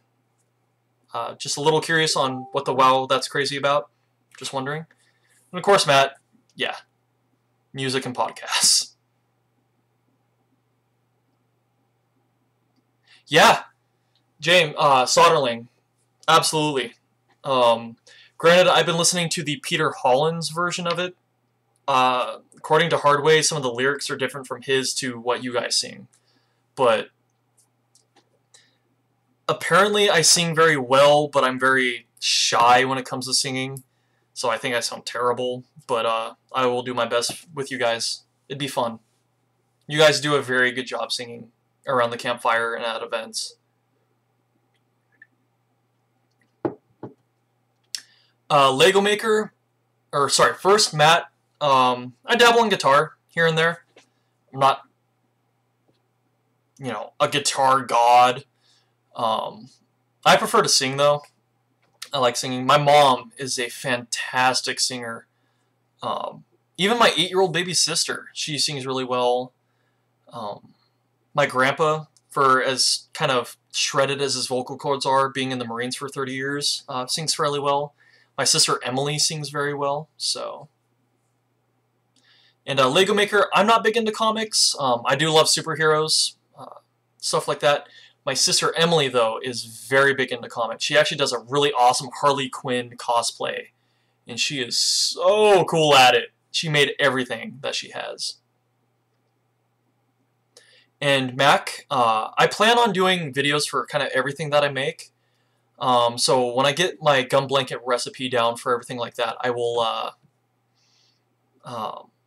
plan on doing a video for that, because I love teaching people how to do other things. In Six Guards, East Sussex. Fortunately, I'm not very familiar with where the geography of England. I know Scotland's north, Wales is west, Ireland's really west, London's kind of in the southeast. Leicester, Manchester, kind of up here. Portsmouth's down here. So, but I'll look it up after this. It'll be fun. I love maps. Okay, so it's the second verse, James. Send it to me, please. I want to know how to do it properly. I'm not familiar with General McCook, Matt. Message me on Facebook. Those of you who are in the chat that know me on Facebook and we're friends on Facebook, message me what you mean so I'm not having to constantly, go through things.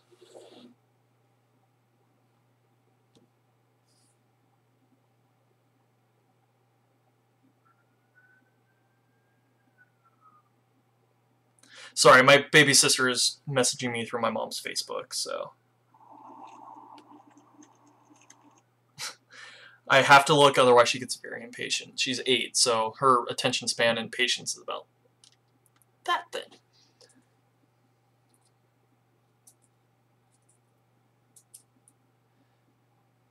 Yeah, Severson. Well, hey, don't forget Mandy.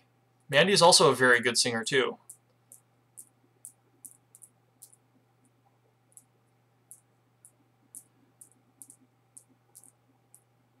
Oh, James, yeah. Yeah, Ron, he's still alive, so even though I'm talking about him in the past tense, he was a very amazing person to talk to. He actually moved from the United States to the United States. Excuse me. Moved from Canada to the United States to fight in the United States Army in Vietnam. After that, he moved back to Canada, fought in the Queen's Own Rifles of Canada. He's a Hells Angels member. I want to say he's 70s-ish, but that man is the most kind person I've ever met. Very interesting to talk to. I miss Ron at events. Unfortunately, his body his heart and his mind was in the right place, but his body, as he said, was not agreeing with him. Very soft-spoken man. I miss him dearly. I wish he would come to events even just to say hi. I love Ron. He's our Canadian. And a British Canadian, not a Canadian, as he would say. He hated the French Canadians.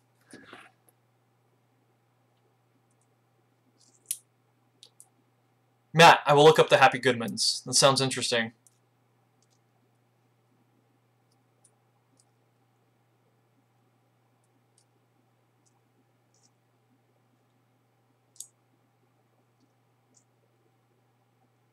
Yeah, oh, you heard the sirens? Indy, yeah. Where I live is kind of up on a hill. So the main road up to the hill is 150, 200 yards to my left. And then about a quarter of a mile down is one of the main roads going east and west here in town. So ambulance, plus we have the VA hospital not too far away, so we have, ambulances, fire trucks, state patrol, sheriffs going out to the county, stuff like that. So, wow, this microphone really picks up a lot for a webcam. I'm impressed. So yeah, you will occasionally hear sirens. It's really loud when they're going up the main road, up to the top of the hill. That is, yeah. It echoes, and it sounds like 20 fire trucks are going up instead of 1.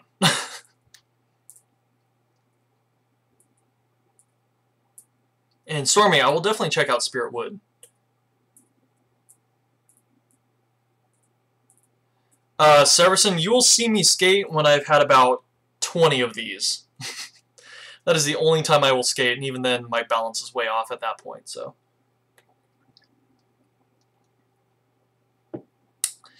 Yes, Severson, or sorry, Soderling, Spokane, also known as Spokanistan.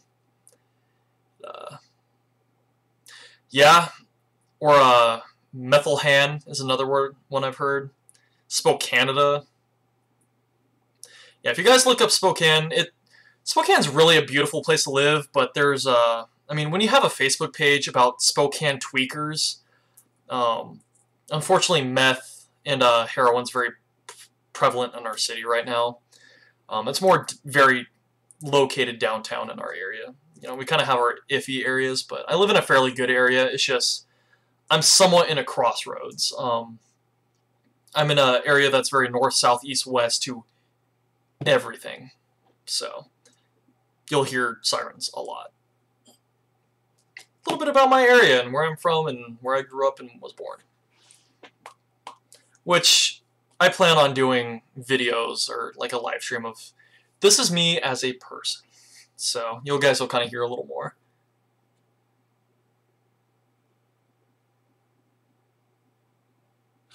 And Mustang World War II, cheers from Washington. This is for you.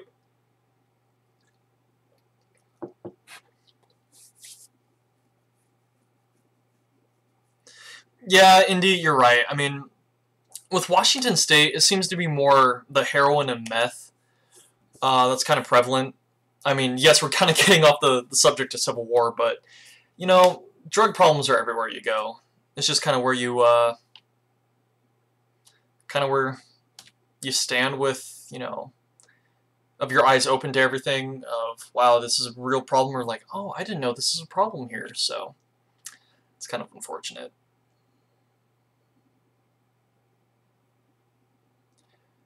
Severson, us skating in uniform, that,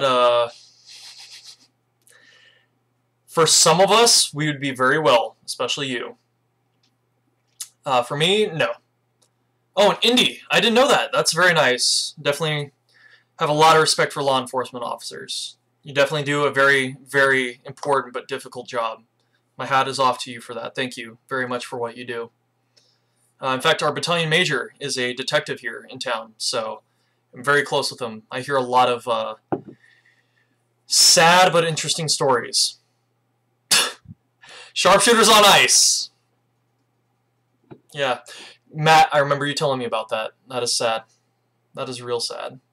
And Mustang, I am drinking an IPA, Elysian. It's kind of a somewhat local. They're out of Portland, Oregon, which, since we're on the subject of drugs, yeah, Portland is wow. Wow with that, so.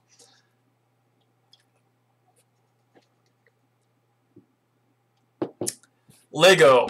If I could meet any general,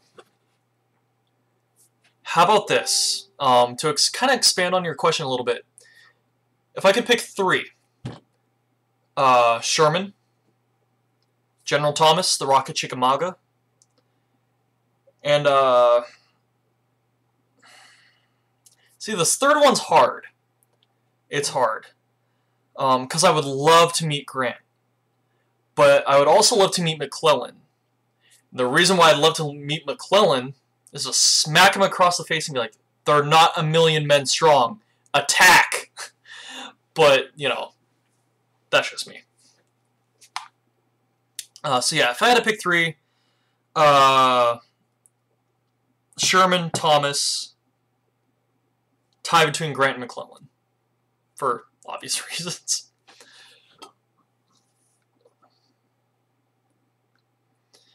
Severson, you are more graceful on skates than you are on the field with your own 2 feet. So, that is interesting. Yeah, Turnin, I've been through there. Mustang, Confederate generals. That's a fun one. Stonewall Jackson would be a real fun one for kind of your more popular.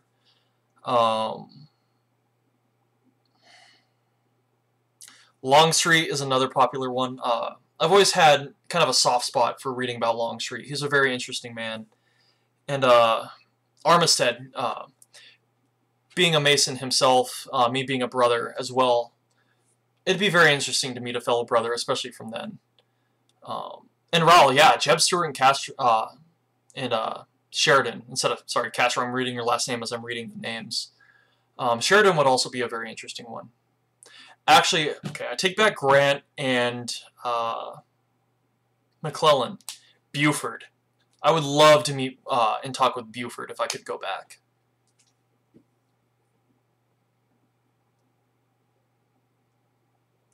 Matt, instead of 1 bag of dirt, can you get 2? My grandfather would love that. So if you could do 2, please, that'd be so cool. James Stevens, who is your great-great-great-grandfather? That's interesting. Yeah, Stormy, he honestly, I think, kind of had a soft spot for the South. He was very timid. Great organizer. Do not get me wrong. Very great organizer.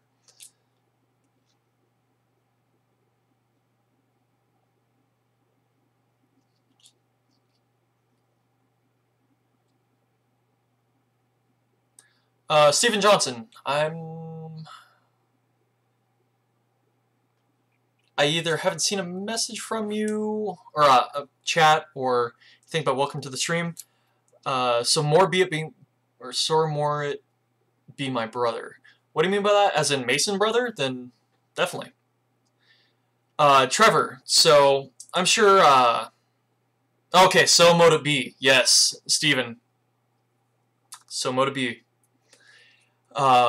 Trevor, a Mason is a member of the most public-private fraternity in the world, and the oldest. It's a fraternity based off of brotherly love, helping one another, helping a man become better. Things like that. There are Masons all through history, our founding fathers, the Civil War, up to today. Private Soderling, Private Saracen plans to be one eventually. First Sergeant Kemp and myself are all brothers. So, yes, it's a secret organization. I can assure you, no, we are not, devil worshippers. No, we're not planning to take over the world in that sense. So,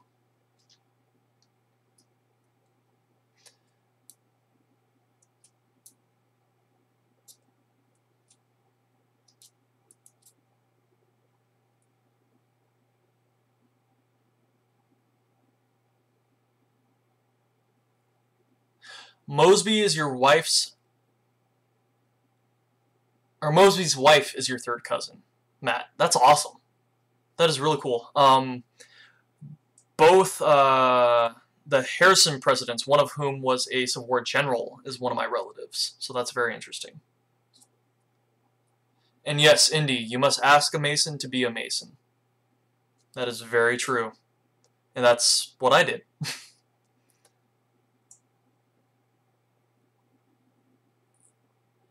And yes, I have seen the pictures of Shaw's sword. That is very, very cool.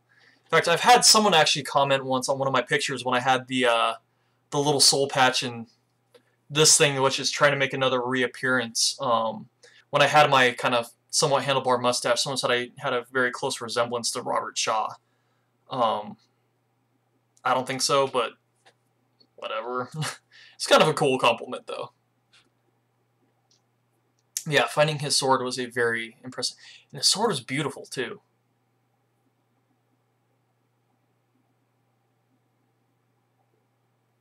Matt, if the Mason says no, then you're SOL. Obviously, they don't find you redeemable.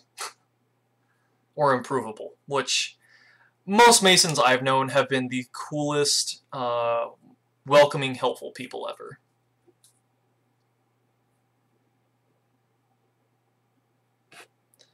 And yeah, Severson, I'm not sure you know this. The Sergeant Major's dad, my great-great-grandpa, Blaine, was a 32nd in Scottish Rite, and he was buried with all of his Mason stuff. So, just like the Marine Corps, Masons run in my blood.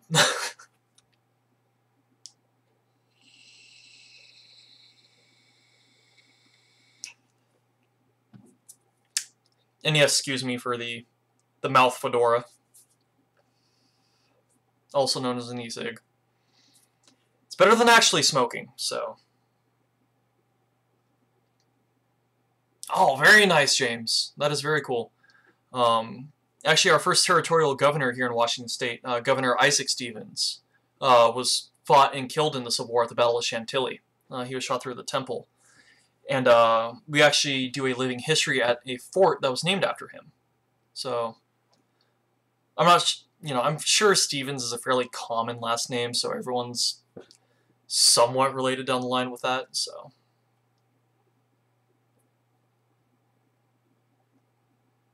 And James Soderling, thank you for sending me the second verse. I just got that, so.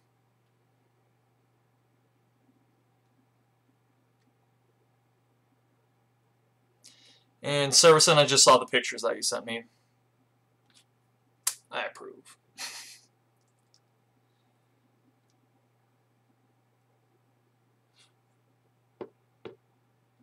Mac, that is very cool. That is very, very cool.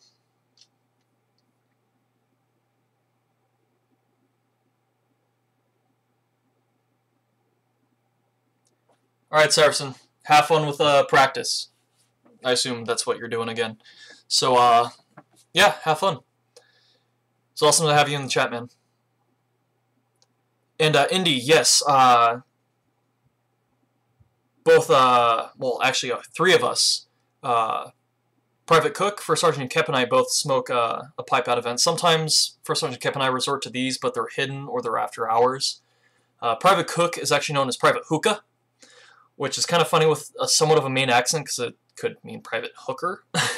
But he'll bring a hookah to an event at kind of our more farby ones, and we'll have the hookah lounge, which is his dog tent, which is kind of fun to have. But predominantly, yes, I love smoking pipes. They're a lot of fun. I'm a very fidgety person, so it's always something to do with a pipe.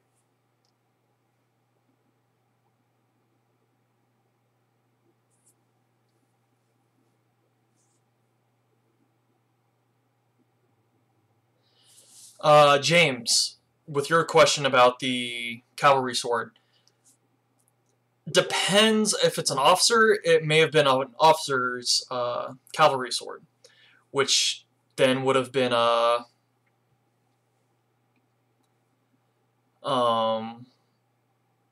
little more common. Officers really had a lot of leeway with their swords, so whether they had to pay for their own or pay for a government issue one, it would have. I wouldn't say it didn't happen. I'm sure it did. I'm fairly sure it did. So I will say that for you, man. That's actually a really good question. In Civil War Guy 1863, I had quite a few family members fight in all theaters of the war, including the very far west, you know, New Mexico area. So, but dying of dysentery, though, that's a very unfortunate way to go. Very unfortunate.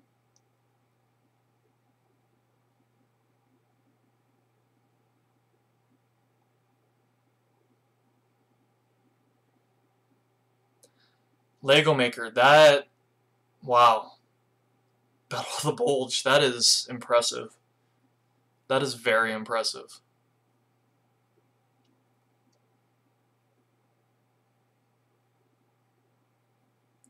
Huh. James Stevens, that's very interesting. Oddly enough, you know, Governor Isaac Stevens was shot leading his men. So, maybe it's in the name. Shouldn't really make a joke about that, but. And Steven Johnson, thank you. That is awesome. I hope our videos kind of help you kind of edge back in, you know, start dipping your toes back into reenacting. That'd be very cool.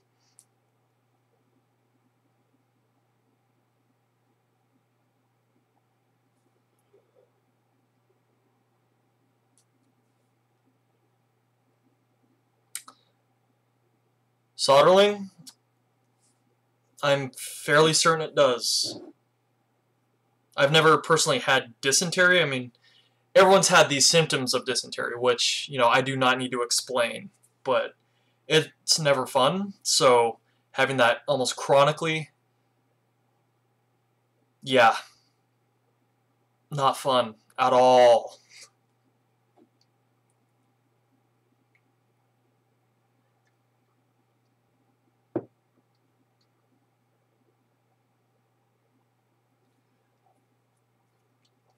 Matt, 200 rounds, yeah, that's priorities, all right. Wow. Good God. I mean, 200 rounds for us on the sharpshooters is, nothing, but for a regular infantryman, that is, Matt, you're a Red Sox fan?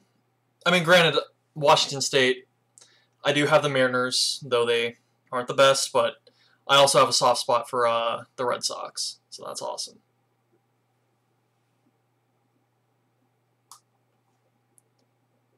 And yes, Raul, you were right. More of the very far Western theater was dealing with the natives.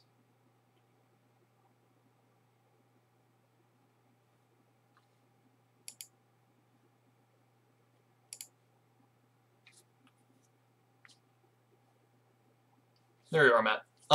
Yours was held for review, so I had to post it through.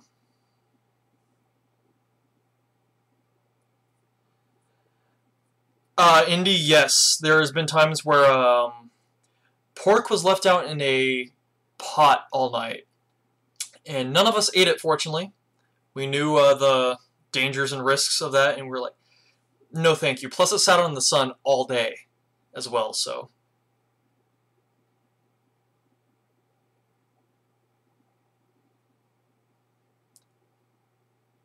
Stormy, thank you very much. Hopefully you have a good night. And yes, hopefully when we plan on getting a Patreon done, you'll be, one of those first people. And we'll try to have something, I don't want to do this and just, take from you guys. I'll try to give something back. So I'll try to find something to help you guys out. Kind of a return, a token of appreciation. So. And Soderling, yeah, you know exactly who I'm talking about, and yeah, it definitely looked undercooked before he even, or after he cooked it, so that was a bullet dodge on our part, wasn't it?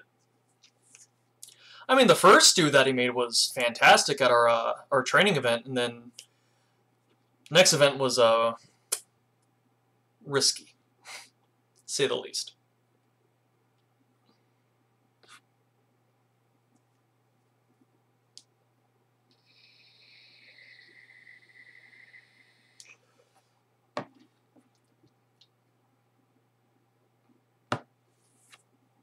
Steven, very nice. That is cool. That is something I've always wanted to do. I took metal shop in high school, and one of my favorite parts to do in metal shop was either welding or smithing with a forge. So that was a lot of fun. So meeting, blacksmiths.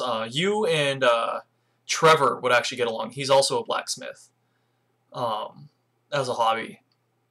So that's always very cool. I don't know, something about taking, something hard like metal, heating it to where it's soft and hammering it, working it into something, is very cool to me.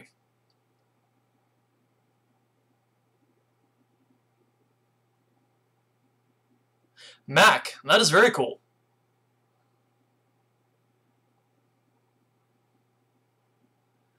Turnin, yeah, you would probably know best of all about his cooking in the aftermath and everything of that. James, yeah. Plus, the husband of the lady who ran Company K did blacksmithing at events too, which was always really interesting and cool. I need to stop scratching my arm and excuse me while I apply some much needed moisturizer.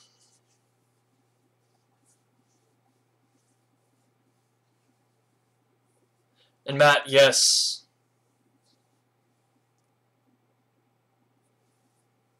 Yeah, so yeah, 200 rounds for a sharpshooter is nothing. Their average loadout was at least 100 rounds.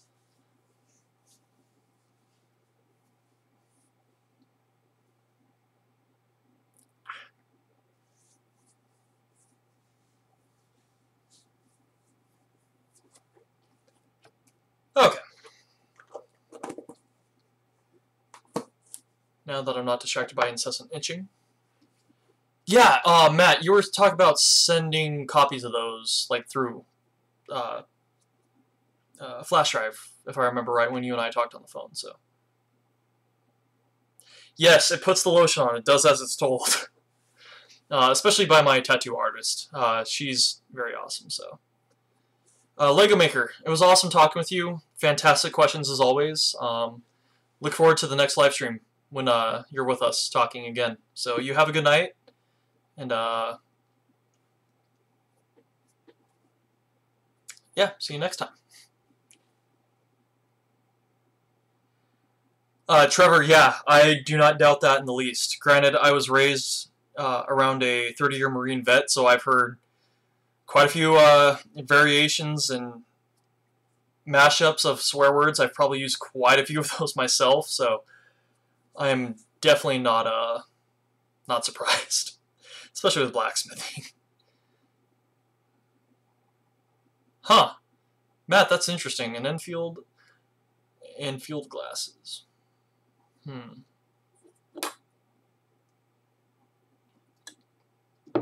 So I've definitely gone over the 2-hour mark for a live stream, but I'll probably go till 7 p.m. my time, 10 p.m. for you guys on the East Coast. I'm just having a lot of fun with this live stream, so.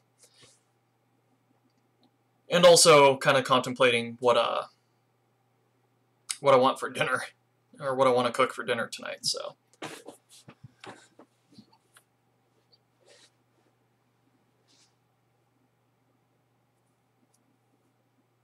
And yeah, I burned myself quite a few times in metal shop, working the forge, so. Brooks, how's it going? Welcome to the chat. Got about 20 minutes, so you're in for plenty of time for some discussion, questions, answers, stuff like that. And James, that is super cool. About Ian coming in. That's awesome. And yes, Matt, that makes sense. I understand the question now as to why.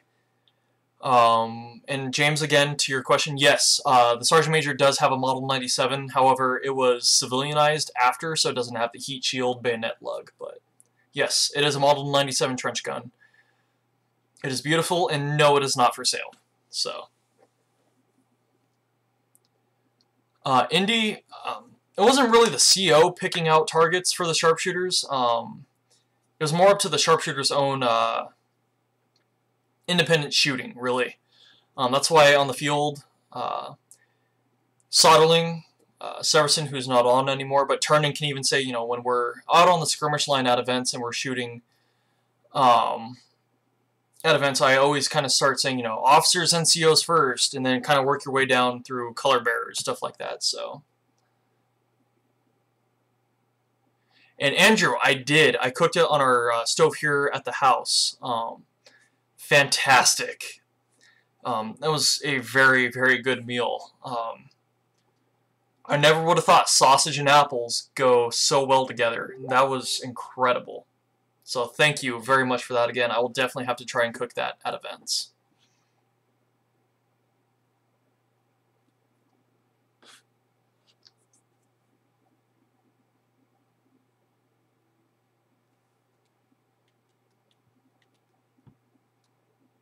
Sorry, I'm responding to a Facebook message from a subscriber, so.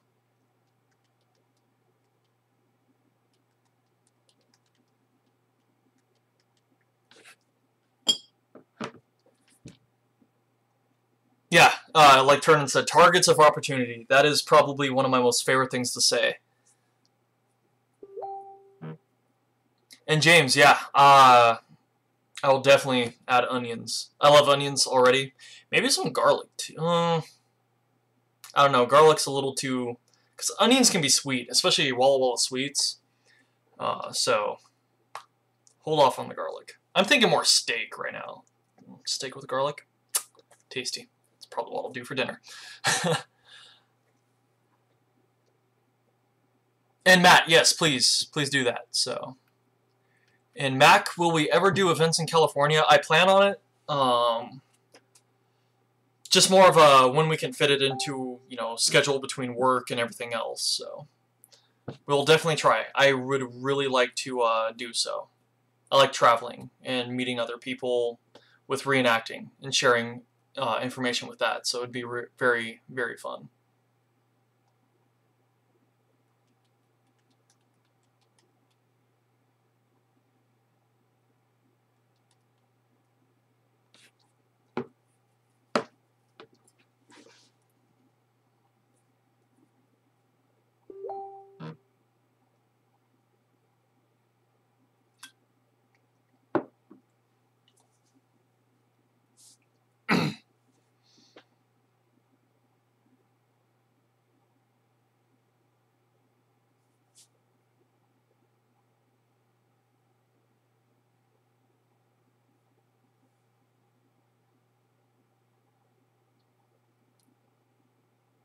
Okay, Matt. Yeah, you had me kind of confused for a second. I was like, wait, because I remember yours being in the second U.S. So I was like, he used an Enfield. That's news to me, unless it was like a modified Enfield target rifle, something like that. So,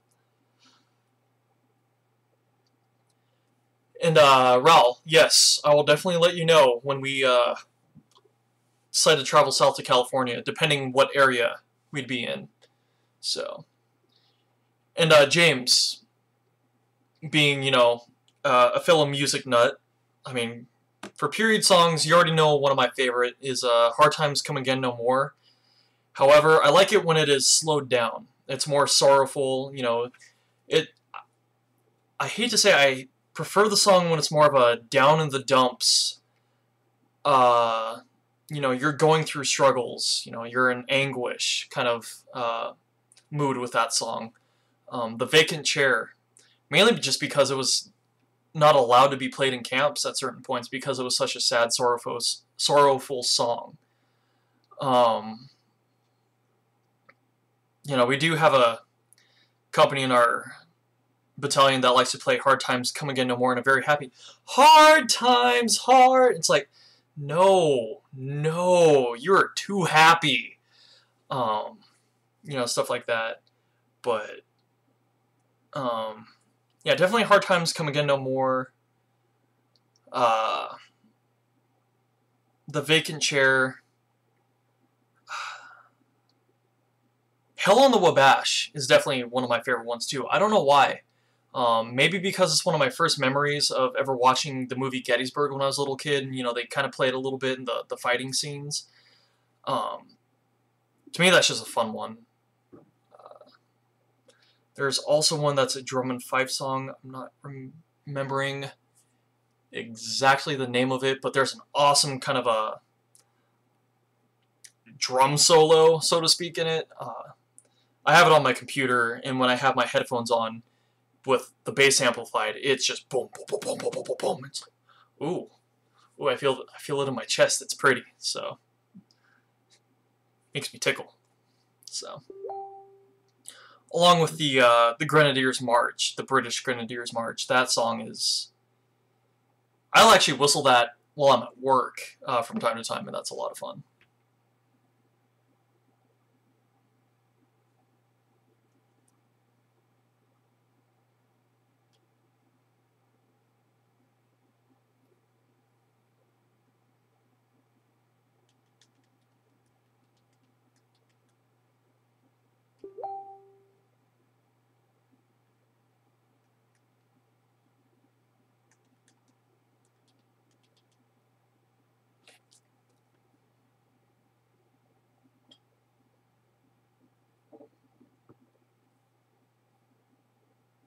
Yeah, I mean, granted, I'm not part of Sons of the Union or of the Confederate, but I'm very much both as well. So, Matt, you and I are both SOBs.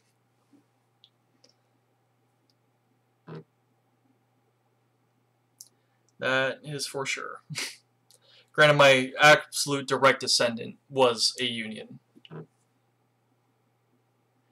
Andrew, yes, I have seen the Napoleonic James Bond series. I love Sean Bean as an actor. He's an awesome actor.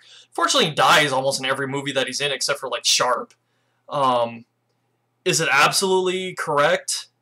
Hell no. But, is it entertaining to watch? Yes, of course. I love the series. It's a lot of fun to watch. Everything's really small, Oh, this is the South Essex Regiment when it's 50 guys and stuff like that. Okay, sure, they didn't have the grand scale, but it's entertaining to watch, especially Sean Bean. It's a lot of fun. Plus, some one-liners in that. As I said, he's the James Bond of the Napoleonic era. He's been shot, cut, stabbed, hanged, and he's never died. It's like James Bond. He's been, all these situations where he should have died. And, I forget where I heard it, but it's like with Richard Sharp with James Bond. All you had to do was kick open the door of the bathroom and shoot him while he's shoot him while he's dropping a deuce. That's the only time you can kill him. You know, why have these elaborate, you know, deaths of a laser beam going between his legs, or, you know, he was wrongly accused of, you know, a crime and hanged, like with Richard Sharp. So, a little bit of a tangent on that. I'm sorry. Yeah, no kidding. I mean, you have to have a leather patched ball. You know, oh, spit down the barrel of a musket. I'm sure that's how that worked. Right. As I said, it's a very interesting series. It's fun to watch. It's entertaining. So, Steven Johnson, sounds like a lot of reenactors everywhere. Some reenactors love to play Rambo. You know, as I see it, both sides are guilty of a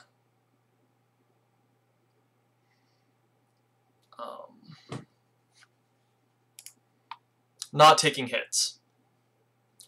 Union and Confederate. It's guilty here in Washington. It's guilty in Oregon.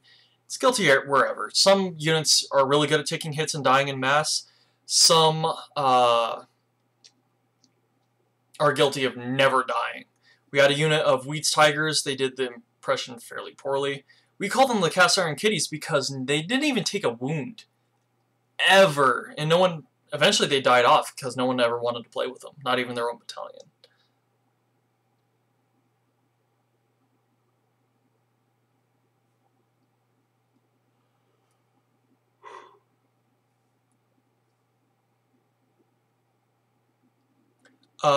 Yes, Matt. I love MREs. I'm probably one of the weirdest people. I absolutely love MREs. I'll eat them willingly. Okay, except for a chicken enchilada or the omelet. But you give me some chili mac with cornbread. Ooh, and the jalapeno and cheese. Yeah, that I'll make a meal out of that. That's a lot of fun. But yes, I've seen all of his videos. I've been binge watched it, and he has some great videos. In Indy, yes, Reblar, not Kevlar. I've also seen Unmar, Union Kevlar, so it happens. Yep, the mini Tabasco sauce bottle. I actually have like 5 of those. I'm never going to use them. Honestly, I should walk around with just a full-size Tabasco sauce bottle or sriracha. Granted, I love spicy food, so that makes sense. And yeah, James Soderling's right. I mean, we're typically outnumbered, but it's more 3-to-1. But most of our Confederate units here in Washington State are kind of, they think very one way. Forward, well, 2-way. Forward and backward. You start kind of pushing flanks and doing some maneuvers that they're not familiar with. They, you know, what are they doing? What are they doing? You know, they know how to refuse a flank, but you know, you start hitting them on multiple sides, they tend to crumble fairly quick. Yeah, Indy. In fact, my grandpa still has a couple Tabasco sauce bottles that he kept from Desert Storm when he was in the Marines. So, not surprised. Those are some pretty awesome little bottles, single serving. And the fact they look like little Tabasco sauce bottles, it's pretty fun. My grandma loves them because, oh, they're so cute. They're so little. Hopefully everyone knows how grandmas are with small, cute little things. Didn't sound too right, but whatever.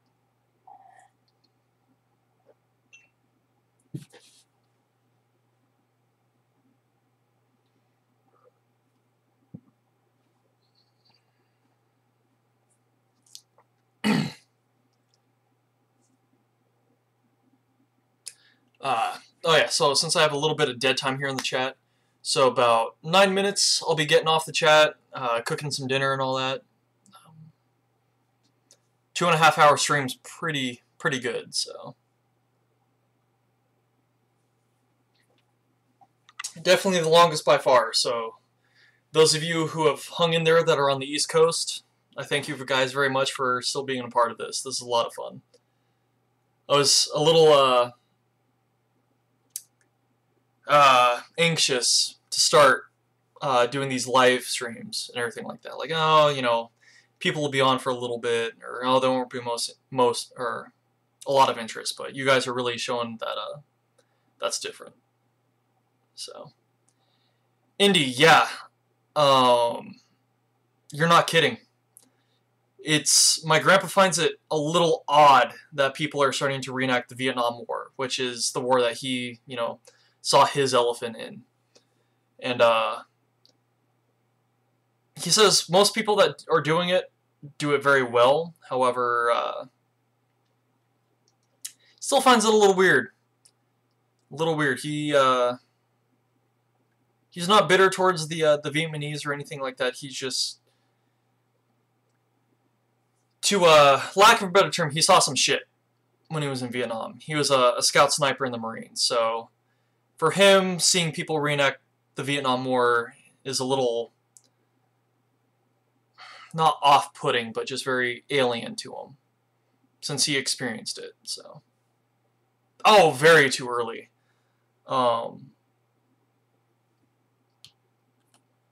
You know, World War II I can understand. It happened long enough ago. But, you know, Korea, okay, I can understand. Vietnam, too early. We still have a large amount of Vietnam vets that feel very strongly about what they went through. Desert Storm, way too soon. Iraq, Afghanistan, come on. You know, those guys are 30, 40 years old. They're still dealing with those scars that they had to go through. So, anything, you know, World War II, or, sorry, Korea back is okay. But Vietnam, too early.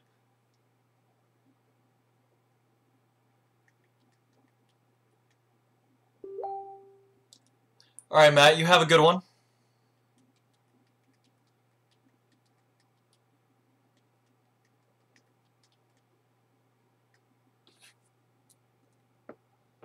Yeah, like James just said, you know, I don't know. Granted, you know, I did not serve in Iraq or Afghanistan, anything like that.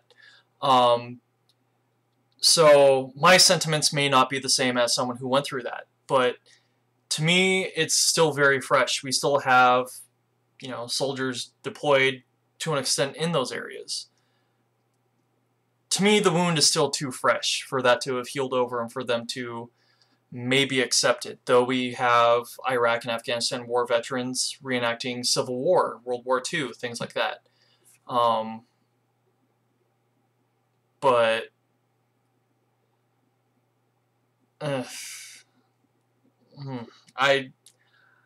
to me, I just don't feel comfortable with that. But that's just me. And Soderling, are you talking about Iraq, Afghanistan, or Desert Storm? That's weird to me if it's either of those. Well, any three of those. So.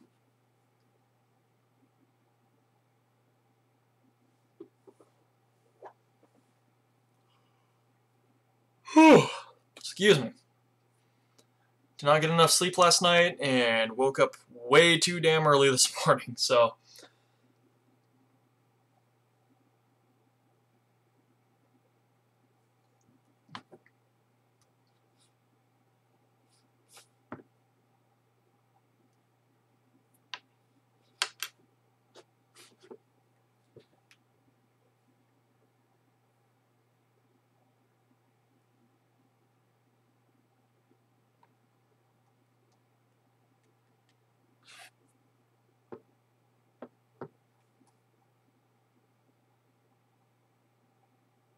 James, that's off-putting, to say the very least. Indy, yeah, I will definitely get some food here in about 4 minutes. So, you have a good one, and look forward to seeing you on our next stream that we do. It's been fun talking with you. So, you have a good night, and stay safe so we can chat again. It's been a lot of fun.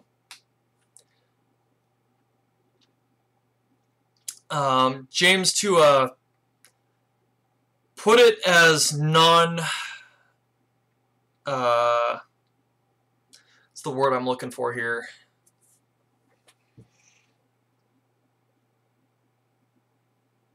To not use a swear word, it's very messed up. But you can guess what messed would be replaced with. So, Steve Johnson, you have a new one. Or, have a good one, and see you on our next new stream that we have coming out in 2 weeks. So, you know I am tired and hungry when I start messing up words. So, it's good that I'll be getting off here in just a couple minutes. So,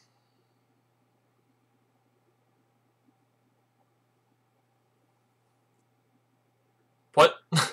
They have Colonel McKnight as the event organizer for...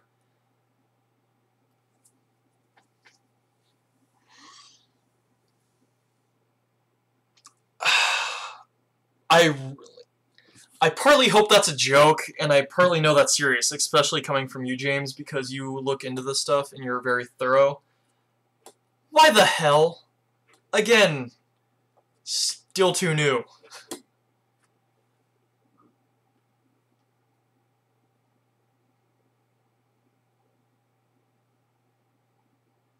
And, yeah. Yeah, Andrew, unless you're getting off here, you have a good night. I got about 2 minutes left, so I'll be wrapping this up here in a little bit. But, Trevor, yeah, with most airsofters, it definitely seems to be more about stroking their ego and their kit than it is recreating scenarios, even though it's still too new, still too fresh. You know, I guess before too long we'll be having reenactments of the Battle of Fallujah, the Battle of Nasiriyah, the Battle of Al-Basra. Why? Honestly, why?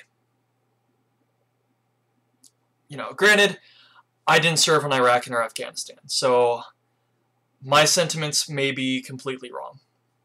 But that's just how I feel. It's still too fresh. People are alive who lost friends and family in those conflicts. Why? The wounds are still too fresh. My opinion, though.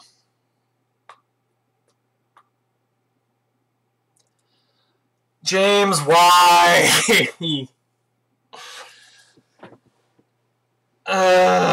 You just had to find it, didn't you? Sometimes I think you do this on purpose just to make me lose my mind. Okay, so yeah, sorry, I didn't mean to kind of get a little glum and down, especially end on a note like that. So, on a happy note, I love reenacting. It's fun, you meet awesome people, you know, Private Soderling, Private Turnins, Private Severson, First Sergeant Kep. You meet a lot of good people, stuff like that.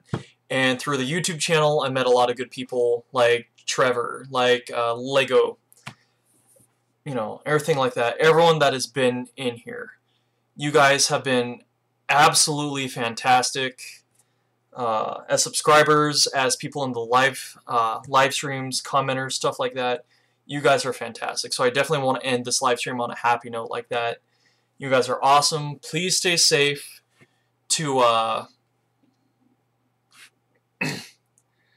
I don't have to be nice to Severson. He logged off.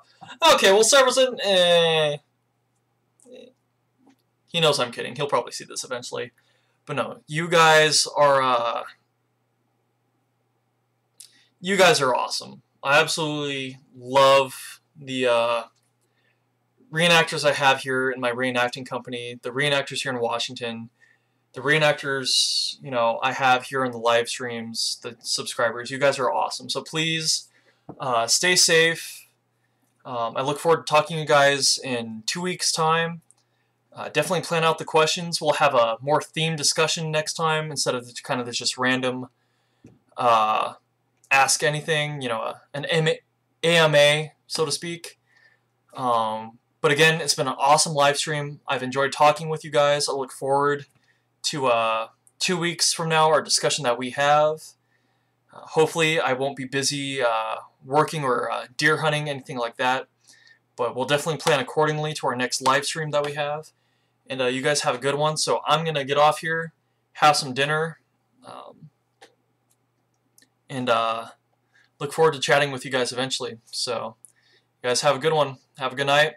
And if you guys have reenactments before here in the next live stream, happy reenacting. Have a good night, guys.